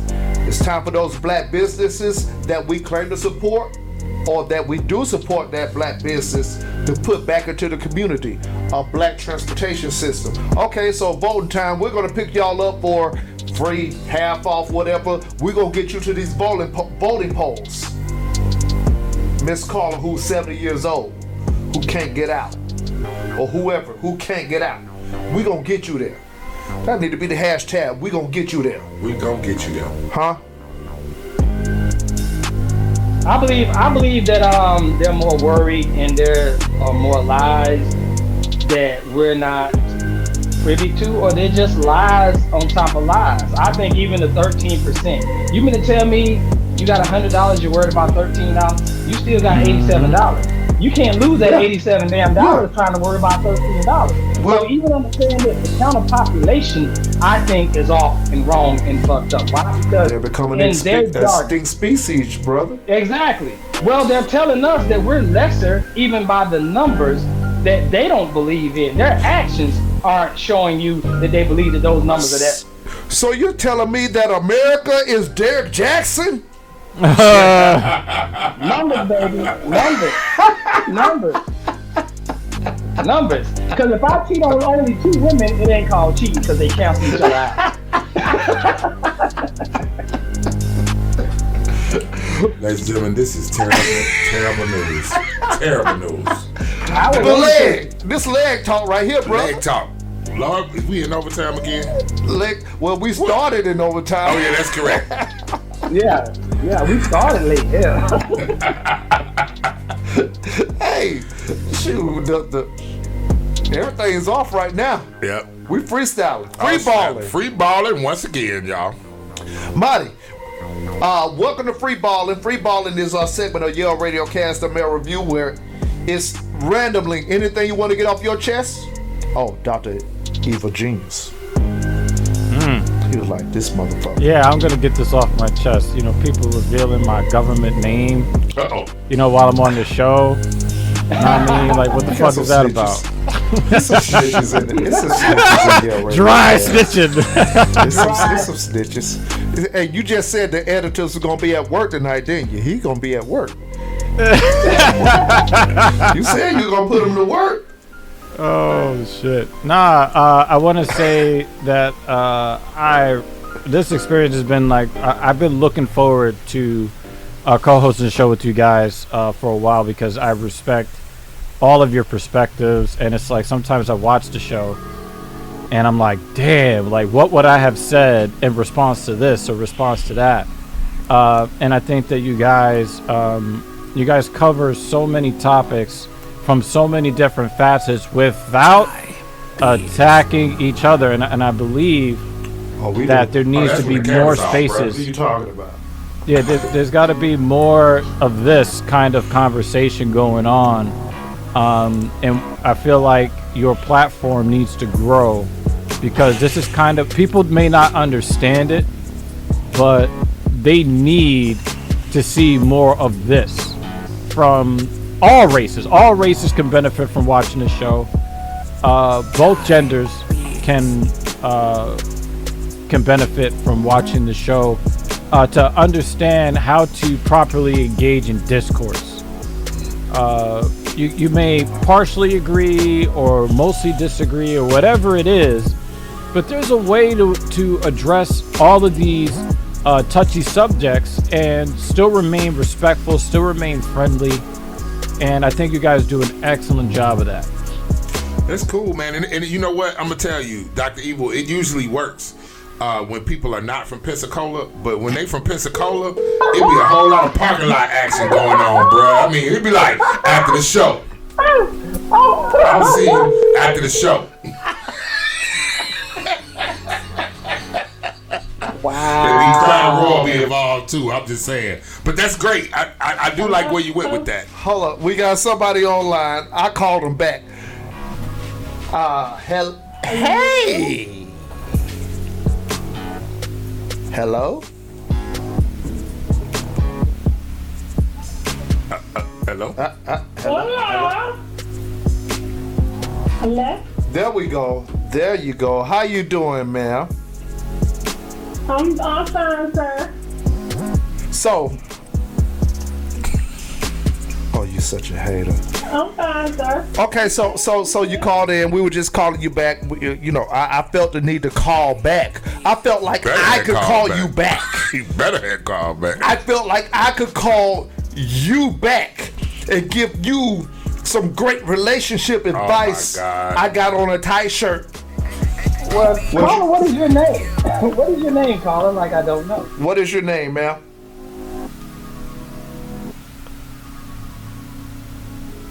Ma'am? She's this is Phoenix. This is the Phoenix. This is, as my niece calls her, Lele. Yeah, you know she's special when the radio show Phoenix. calls her. Yeah. Hold on. Y'all hands, man. Y'all can call her Phoenix. When I was calling, when I was calling in conjunction with when you guys were speaking about do we have any faith in the system. I've never had faith in the system because they continue to let us down time and time again with all, with the Trayvon Martin and George, with not just George Johnson, with not with the incident with George Ford, with the incident with Breonna Taylor, with the incident with Michael Brown, with the, they continue to let us down with blatant footage of what's been done wrong, and people are still getting off. So faith in the system, absolutely the fuck not. Hell no. Absolutely not. I'm a woman, if a cop pull up behind me, never had no faith in the system at all. Like, none.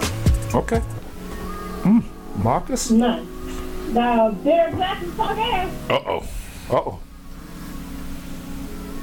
I would never want to really, I never followed him, so I don't know, I would only catch snippets of his videos and they would come across my timeline from other people posting them. And I'm always looking side at it and thinking like, man, you really pushing on men like that? Like, that's crazy as hell. Like, why would you do that? And for me to bring in that follow on Family 2 Pivot Trapman album, I mean, I'm not going to talk because, hey, someone, if he made millions, I can't knock the man talk. Right. For the people to listen to him, and then I was listening to you guys saying, that he's not allowing for to have their own compatibility with a lot of what they don't. But like you said, I think it's exactly crazy. Like you over here preaching and listening all these different things. You can turn around BT, and then trying to get your dinner with them, and then reporting like, well, place or whatever. To me, I always say the chick he was was saying what she didn't have no vows. She was the one saying what people do. He was the one that was very versatile. So it was all on him to basically do what remain faithful. And a man, a person, I ain't gonna say a man, a man or woman is gonna cheat. The woman is going to backflip off the dresser onto the dick, and the man says gonna cheat. So that people gonna do what they want to do regardless. Right. Even though she's sitting up there with her beret on, making us feel like she's mentally shut out, his wife. Holy Phoenix. I hope that and pray for that woman, because I promise you, she did not look to be within her right mind on either one of them videos I saw. Holy Phoenix. Holy Phoenix. What did you say, Mark? Protect the bag. I said, hold it, Phoenix. You cannot call that a tam. We have renamed that to be. Oh, you can't call. Sorry, you cannot call it a beret. We have renamed that the Tam of God.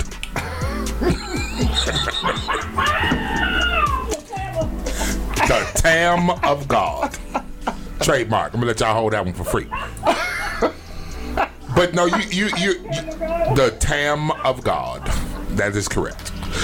You are absolutely correct, though. I'm gonna and definitely thank you for your comments regarding that. And that's the big thing that we were getting to. So one thing I'm gonna say real quick, people, let's not pretend we don't know how to cancel people or how we don't know how to pull back when we discover that their integrity is in question. Ask any fallen pastor. We've already gave it a verdict. Ask any fallen pastor. When you find out that the leader of the flock is flocking up, flocked a couple of females. We quickly, I'm doing a lot of flocking in the front row. We've been doing a lot of flocking. When he flocking up, walk a flock of flames. Y'all have a vote. The church take over and say, look, we got to oust this dude. He is misrepresenting us. But they have it. Where's this cancellation, ladies? They can't cancel. Why? If I'm right, Phoenix, and you understand the women, because you are a woman. You're a woman, but you one of the bros. Wait a minute. TR's hating.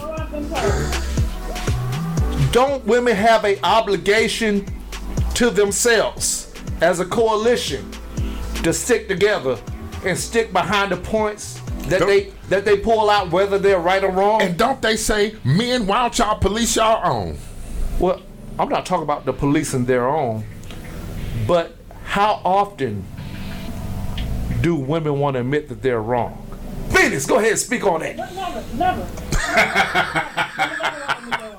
They're never wrong. Never. So with that said, they're gonna die on that sword. That I saw a comment on the. They're gonna make.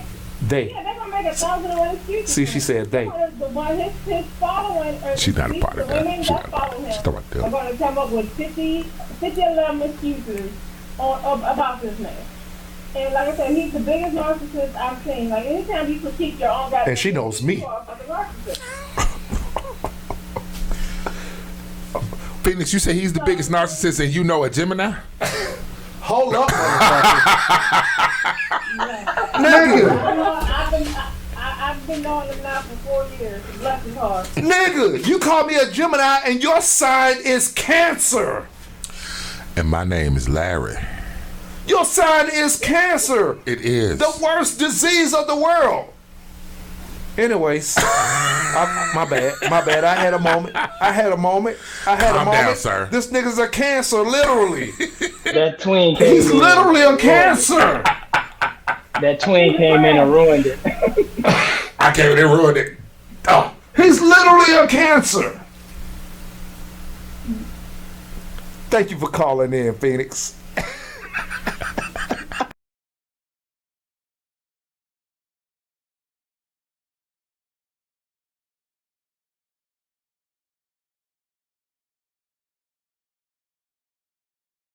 Thank you for calling in. Bye. Let me hang up. She ain't got a chance to say nothing else. Hey, is that a rocket?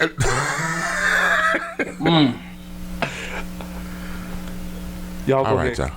y'all. It was a moment. Hard-hitting journalism, y'all. Hard-hitting journalism here.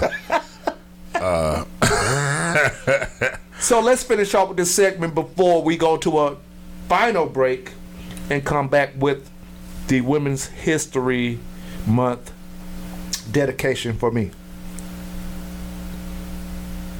Somebody want to lead in? Hey, listen. Markel. All I'm gonna say to finish this off, just this segment. Listen, people, pay attention. For those of you who are definitely all about trying to make sure that black people are not disenfranchised, I need y'all to remember, Governor Brian Kemp is up for re-election next fall. Y'all know what to do. In the meantime, we're gonna go pay these bills quick. No. We ain't paying no bills? We paying the bills? I said everybody, not just you. I'm just saying, we coming right back. You just ignored the fact that there were some other people here. Who else is here? Oh my God, spoken like a true narcissist. Like a cancer. He was like TR and Dr. Evil. They ain't nobody. Who there? Yeah, I told y'all. That validates my point. A whole cancer. Yeah. He's just mad because I grew on y'all. It's all good.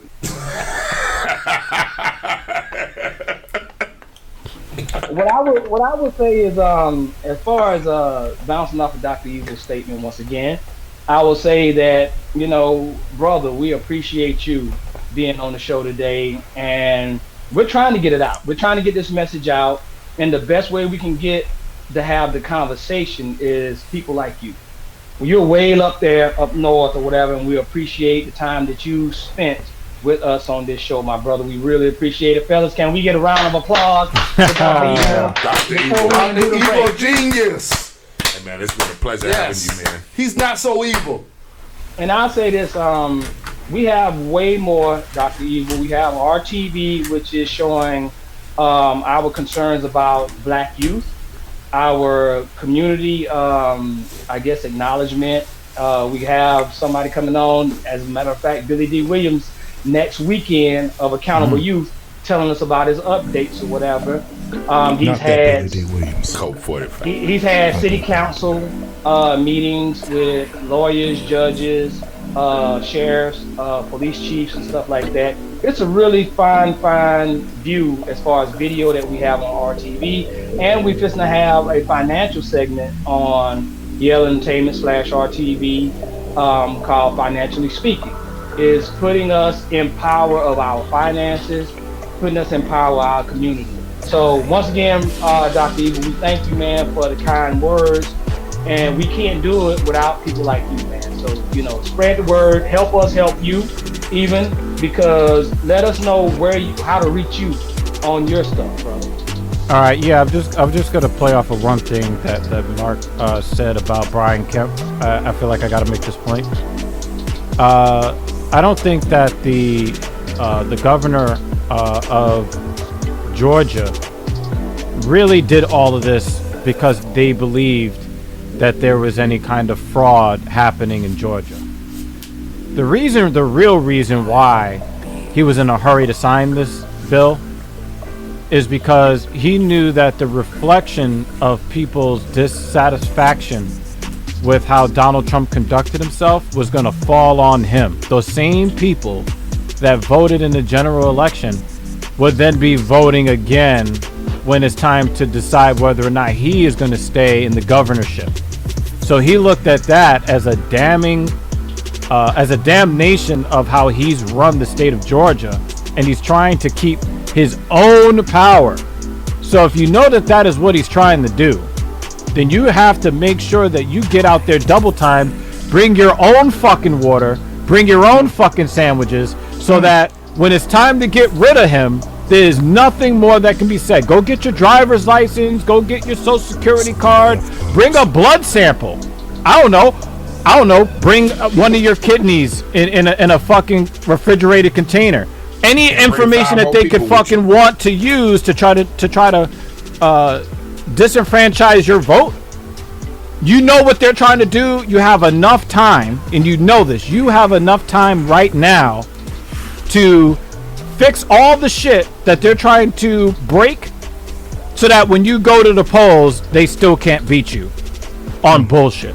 Anyway, I've talked to Dylan since I became co-host of the Black Power Magic Hour show on Facebook. We do it live on Facebook, and we do it live on Twitch, kind of like a simulcast, 8:30 p.m. Eastern Daylight Time. Myself, my co-host Messiah Rhodes. We do the show on these 2 nights. We would love to have 1 or 2 or all 3 of you on as a guest, for you guys to come on some of our segments and talk about some of the things that are going on in the world with us, and be able to spread your word your way. I want to extend that invitation to you guys. And I gotta say again, I really do appreciate you guys. My Twitter, my Twitch is right there, dr_evil_genius, and you guys will see me around these parts again, and I really do thank you for your hospitality, gentlemen. Thank you, brother. And I do want to say that since I've met this gentleman, not personally, but just through social media, that's the good side of social media. It allows you the privilege to meet people that you can connect with personally, mentally, whatever it may be. And you may not meet them personal, but you create a bond. And we were in the same group in Facebook. For whatever reason, our views aligned a little bit. Real recognize real, and you looking familiar. Our views aligned a little bit, and I do, because I would come at everybody, and I can't come at this guy. This guy's on top of his game. If I do, I gotta come with it. And I appreciate you, brother. So we conversed, and he inboxed me, hit me with his number, and we talked.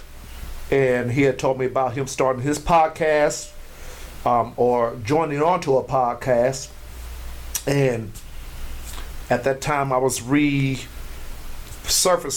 Yale Radiocast, which kind of helps us align with each other because we cover the same things, maybe from different perspectives, but us in-house, we talk about things from a different perspective within the Male Review, within Women in the Mic, within Rap Analytics, and just with the people call in and supporters and people that come in on the stream. So we appreciate everybody's input because all of it is needed for us to kind of get to the next step, the next level of understanding. And that's what this is about. Absolutely. So we appreciate you, man. We're going to go to a break, and we're going to end it off Women's History Month. I got to give my dedication. It's going to be really important to me. Your boy might tear up. Uh-oh. There's no crying in Male Review.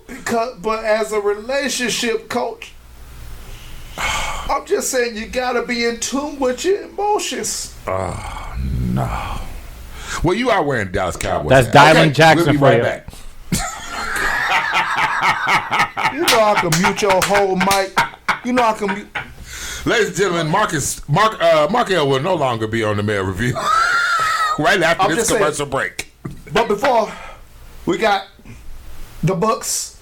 Fuck FYF, fuck your feelings. The Universal Truths. We got women, can't live with them, can't live with them.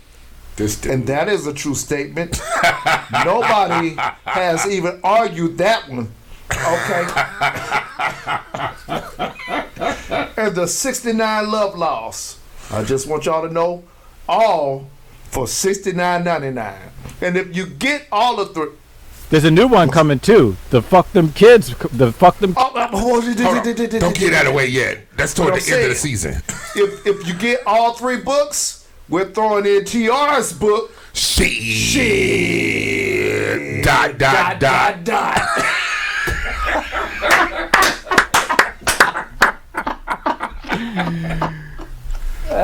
We're going to go through a break on y'all, man. We'll be right back, man. This is... My number got to be free. This is the Male Review. You in here with the league and a free book. We'll be right back, y'all. Hey, Hey, it's your girl TK. Please be sure to check out Women in Mike. We discuss a little bit of everything from men that ain't to women that do anything for a piece of. Let's get deep about this. What if your girlfriend is the type of chick that every dude she dated give her body to, she claims that's her man, when he claims it's just a situation? Boy, that 350. That's the rollback. So what he do? Hold on, baby. Let me get this loose chain out the car. Ain't gonna hit you with, here you go, baby girl. Yeah, she gonna still be calling him Mr. Clifford. I gave it a 23. But yeah, check us out Saturday from 11 to 1 and Wednesday from 7 to 9. Tune in to Women in the Mic.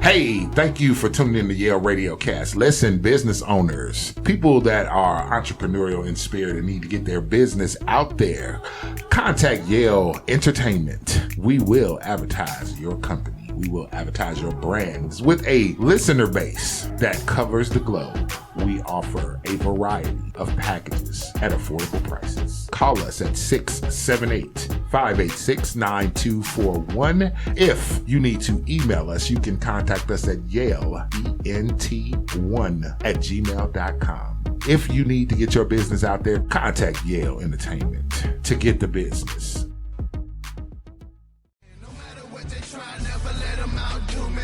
Yeah, man, check this out. This one goes out to the independent artists. If you can't get any airplay, you're not getting the promotion that you feel you need, and you need a buzz, holler at us at Yale Radiocast. To let one of our multiple packages, if you are an artist or if you're a manager of an artist, register your music directly on our website, YaleRadiocast.com, and we can have you on the air within 48 hours. Once again, Yale Radiocast, doing it for the independent artists because we support independent artists. You already know what it is. Get you a buzz. The motto, get the business. Oh yeah, we're back from the commercial break, music break actually. Yes, sir. I meant to run some advertisement, but that didn't happen. It didn't happen. The music was so hot. I ain't got none of those videos. None of those videos are featured on videos with K. I might want to say that, but they are great artists. You're right, Dolly. Oh my God, this guy.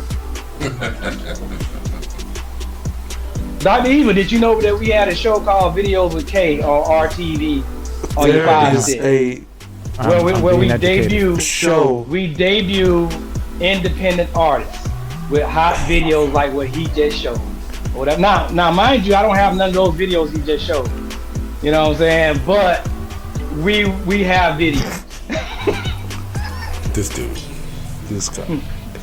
This guy. Anyway, back to you, Dollar. Back to you, brother. Oh boy, this is a management talk. Because if he was actually tuned in to Rap Analytics and another show on your Radiocast, who would know that this is within the rotation of your Radiocast. But that's a management talk. That's a management conversation. That's another story. Let's get the honor in these women, brother. Let's get the honor in these women. Well, since you put it so eloquently, sir. He said, let's just get out the way. Boy, this guy. In celebration of Women's History Month, ladies and gentlemen, the leg has been definitely talking about those black women that have been effective, that have been wonderful to our lives, that have helped to improve our lives. I did my dedication last week to Sheila Crump Johnson, the American businesswoman and co-founder of BET and entrepreneur, who currently is the CEO of Salamander Hotels and Resorts and the first African-American woman to attain a net worth of at least $1 billion. So, Brother Dylan. Hold on, whoa. You got to take a pause on that $1 billion? No, I like the $1 billion. Yes. So is it the fact that she accumulated that is what inspired you? Yes. What about what she's... Her entrepreneurial spirit and the ability to deal with pretty much what we've been talking about all day and still manage to amass a net worth. And that's fantastic. That's doing a lot of work. And how does that align with what you are trying to do as a man? Basically, what that lets me know is that there is nothing that I can't put my mind to and achieve. This is what she is showing even the upcoming population, that it's possible to do anything. Okay, great. Outstanding. Mr. Dr. Evil Genius, or TR, do any of you guys have a dedication? And TR is supposed to have one as a member of the Male Review, because we've discussed this going into this month. But, you know. Yeah. No, I did not hear that part. I did not hear that part at all. But off the top of the dome, to show you who I am, let's talk about somebody who might not be known, but kind of what we're talking about, the disenfranchisement of Miss Henrietta Lacks. Was a woman who had and died of cancer or whatever, but they took her cells, and they've been able in turn to cure countless diseases because her cells replicate the way that they do. She was basically, and the people who love Marvel, she was basically the first mutant as far as her body goes, as far as documentation. Outstanding. Because the way that her cells mutate and regenerate, her cells are still living till this day. And they still introduce different things to her cells to see how they react. Now, that being in play, that tells you, number one thing, as far as this great black woman goes, is they can only test things on cell at a cellular level with her cells because they replicate, and they're using the same cells that are replicating so much that now you have a focus, like a study, that you can have the same cells that you introduce different things to. So in saying that, the way that they have, I guess the best way to put it is introduce these different things to her cells or whatever, have been able to cure countless diseases, and they've been able to do countless studies. So in light, that shows me how great our women are, y'all queens out there. Right. You know, that shows us what we need to be and what we have been looking up to without the idea of you thinking that we haven't. Now, we're highlighting, and I'm highlighting personally, the person that means so much to me in this conversation of saying that even the things that I want to do, I couldn't do on her level. Even dead, there's a lot of people that can't do what she's doing, and they're alive. As far as her countless donation to our medicine. So that just shows you right now, we need y'all. We need y'all even on a medicine level, even on a cellular level. You think that you call these doctors, and you always think of a man, but guess what? They couldn't do half of these things without the generation of these cells the way that they do. Outstanding. And her cells are immortal, y'all. They still live long after she passed away. She passed away back in 51. Her cells still, outstanding. And her cells are immortal, y'all. They still live. Yes, Henrietta Lacks. She Look passed it up. away. She passed away back in 51. Dr. Her Evil cells still Genius. live on, so she is immortal. You got something that you want to add to this? I know we kind of throwing this to you. Dr. Evil. Yeah. Genius. So I had to try to, I tried to draw some inspiration from the two gentlemen before me, and I realized that I couldn't just pick off some celebrity name, some big name in a history book. So I kind of wanted to put this message out there. We spoke at length about the the perceived delusions that we see among black women. But when we talk about that, we're not talking about the majority. We're talking about, you know, a select few that refuse to understand certain concepts. So it reminds me that I can't really just pick one black woman. Thank you. Or a woman of any race, really. I can't pick one black woman and say, you know, she is directly from the things that I have survived to be alive today. And I think about all of the influences and all the help that I have gotten at times where it was about to be a wrap for me. There were a bunch of different women, most of them black women, who were instrumental in my survival. And I have to give a lot of credit for that. It may not be women's history on some grand macro scale where, you know, one woman did all of these things where her cells still live, you know, 7 years later. I can't in good faith say, oh, I'm just going to point to this one person. But I think that there are a lot of black women out there who are doing the very best that they can with what they have. And you know, a lot of what we're seeing in social media is about the people that are acting a goddamn fool. But nobody's really putting a camera in the faces of the everyday woman who is doing the very best that she can with what she has. And there are a lot of men out there who are successful at what they do. And not necessarily saying that they owe their success, but there are essential components to the success that we all have as men, and the women in our lives and the women in our past, in our histories, have a lot to do with the successes that we enjoy today. We saw an example of it when Phoenix called in the show, and you know, we want to talk about Derrick Jaxn getting emotional. I mean, you saw the twinkle in the man's eye. Was just like, oh, wow, that's real love right there. And we make fun of it and we make jokes and things of that nature. But it just really goes to show the importance that that we all have in each other's lives. So, you know, there's a component of people out there that want to say that men are useless and all this garbage. You know, we shouldn't be giving them so much attention. There's a contingent of men out there going their own way. Okay, really shouldn't be listening to them because we don't have a society that works halfway as well as it does with the sexes isolating themselves from each other.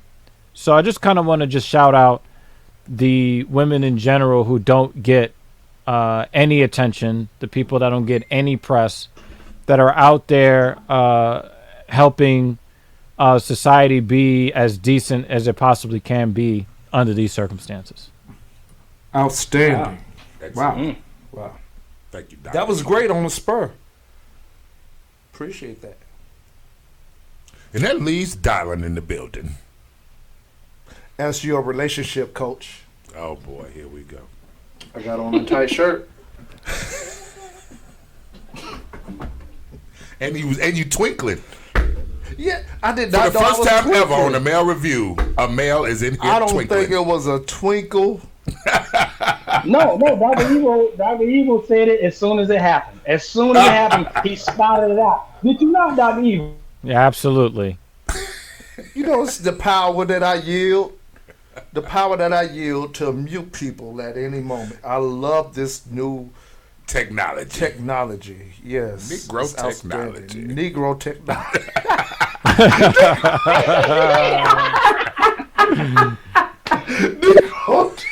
Negro And he did mute my mic. See how dirty that motherfucker play, man? See how dirty he plays? That's right. I could be a cancer. He was about to call you Brother Darkness. He is. Hey, that's who. Hey, listen. That's on Markel After Dog, brother. We'll talk about that later. We'll talk about that. He had to get the plug in. Had to get the plug in. Okay, so shout out to the outstanding women that we know across our entire plane. Yes. Family, friends, social media associates, It's funny that you got to include social media associates now, but it's a thing. It is. But I want to give a personal shout out, and it's going to follow into another person. A couple of months ago, September to be exact, I give a shout out, a holler to my girl Africa Allah. Africa Allah is the reason for Yale Entertainment and Yale Radiocast to be what it is. Period.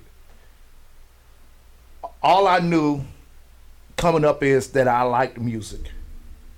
I had no idea what I wanted to do with it, what I wanted to be. All I knew is, and TR knows this, we grew up, that was one of our number one bars, music.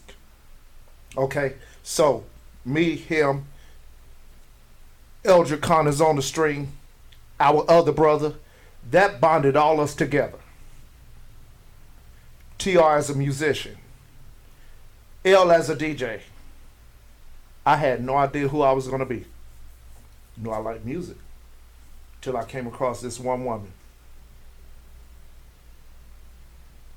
It turned into a real true bond, a real true friendship, you know what I'm saying? And did not know who she was. Come to find out over time, her position into media and entertainment, who brought me into the fold of doing what I'm doing right now today. You know what I'm saying? Hold on one second. My bad. So I had to pull up her bio because I said, Africa, this dedication is for you. Women's History Month, you have influenced a lot of things that I do, which is true. Almost my daily activities fall by way of what she has taught me to be able to do as a person. You know what I'm saying? Everything I learned from her. So I said, I need you to send me a bio. I'm going to go ahead and read out who you are and what you create. So, Africa Allah, a new media professional with over 25 years of experience in media. In her current position as co-founder of Distinctive Impressions Multimedia Group, she is committed to supporting small businesses, creatives, and entrepreneurs with multimedia solutions, both on and offline. Distinctive Impressions Multimedia Group is a U.S. multimedia company with an international subsidiary located in the Caribbean. Under the supervision of Africa Allah, the company has been a leader in digital space, adopting and normalizing the use of new technology in urban Caribbean markets, ushering a new age of multimedia marketing on their platform. Does any of this sound familiar to you guys right now? Absolutely. Okay. Her expertise has given her the opportunity to travel around the world, capturing the stories of communities, cultures, and people of color using the Play Moz Today and Discover Music Channel platforms. Does that sound very familiar to you guys? Yes, it does. Fun fact, in 2005, she was one of the 2% of blacks in America participating in podcasting. One of 2%. In 2006, she bought a young, ignorant ass dude named Dylan Yale, who became a relationship ghost apparently. Who was eventually learned to teach men or women about relationships. But one of 2% of podcasters in 2006. What that means is this is a grandmother of podcasting who I learned of. Okay? She started podcasting called DI Radiocast. Does any of that sound familiar? Something similar. Okay. Which in 2007 was developed into new media network supporting countless blacks and Caribbean podcasts and producers. The network is now Discover Music Channel by Play Moz Today and continues to push the needle on creativity and early adoptions of media delivery. Everything that is Yale Radiocast and Yale Entertainment is Africa Allah. Okay? I really appreciate this woman for what she has taught me. Put my earpiece in. In 2008, she said, "Darling, you were supposed to have been doing this." I had no idea.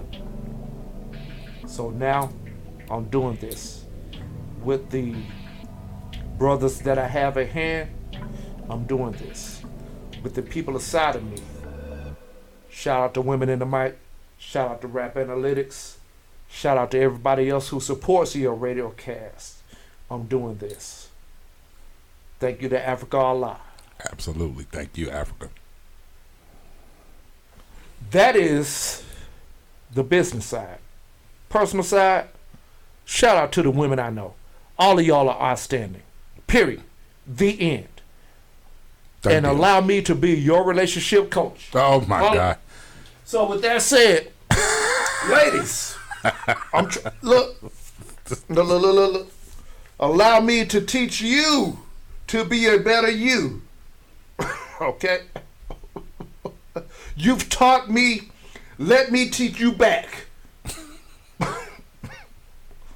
What? Obviously, they ain't taught you enough. Is this nigga body sleep? Is this evil King Yo, you killed me, man. You sleep? I'm dead. You killed me with that one. I wasn't ready for that. And be on the lookout for the ready rebuttal for book by TR called Shit. Go ahead. What you mean, Genius? I mean, when you whip those two books out, like... Hold up. This one's the reader, though. I've been working on this since 2009. I misread the title, too. Women can't live with them, can't live with them. Terrible news. Terrible news. You have not denied this as universal truth. He outcropped us today, Mark. Yeah, he did, dog. He did us on this one, dog. He did us on that one. Wait, T.R. He been trying to figure out how he was gonna get us back for them signs. He outcropped the hell out of us. I am a Gemini. We adapt and we overcome. He pulled a real Derrick Jaxn right there, This is the show, man. He pulled the ultimate Derrick Jaxn. He was like, "I'm going to talk about this and buy my books." Just like it was so slick that it wasn't. Yeah, I mean, Jackson-ish. Because you know what? He threw me off with the tight shirt. Because he showed me a picture of him earlier, and he said, "Look, I'm wearing a tight shirt." I'm like, "I'm gonna wear mine too." And then he came out with 3 damn book covers. He did. That's all I say. He did that shit. I've been you gotta give him that crisp salute too, man. You gotta give it to him. Yeah, my famous patent salute. Because he did the same thing the government does to us. He goddamn did a sleight of hand. Yeah. But wait, there's more. But no, I'm gonna let you guys have water. Thank you, sir. But 151 feet away. You can only get the water 151 feet away. That's right. Hey, can't ask for too much now. Mark L signing off. I'm going ahead and sign off on y'all. I ain't messing with y'all no more today. Dr. Evil Genius, thank you for joining us today, brothers. Thank you for having me.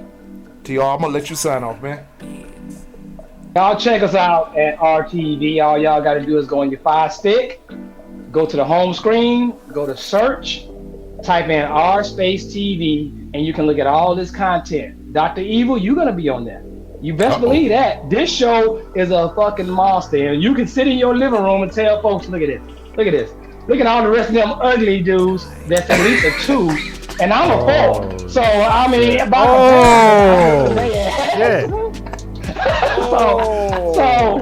So, that being said, RTV, Yale Entertainment, we're going to give y'all the business if y'all don't want to take it.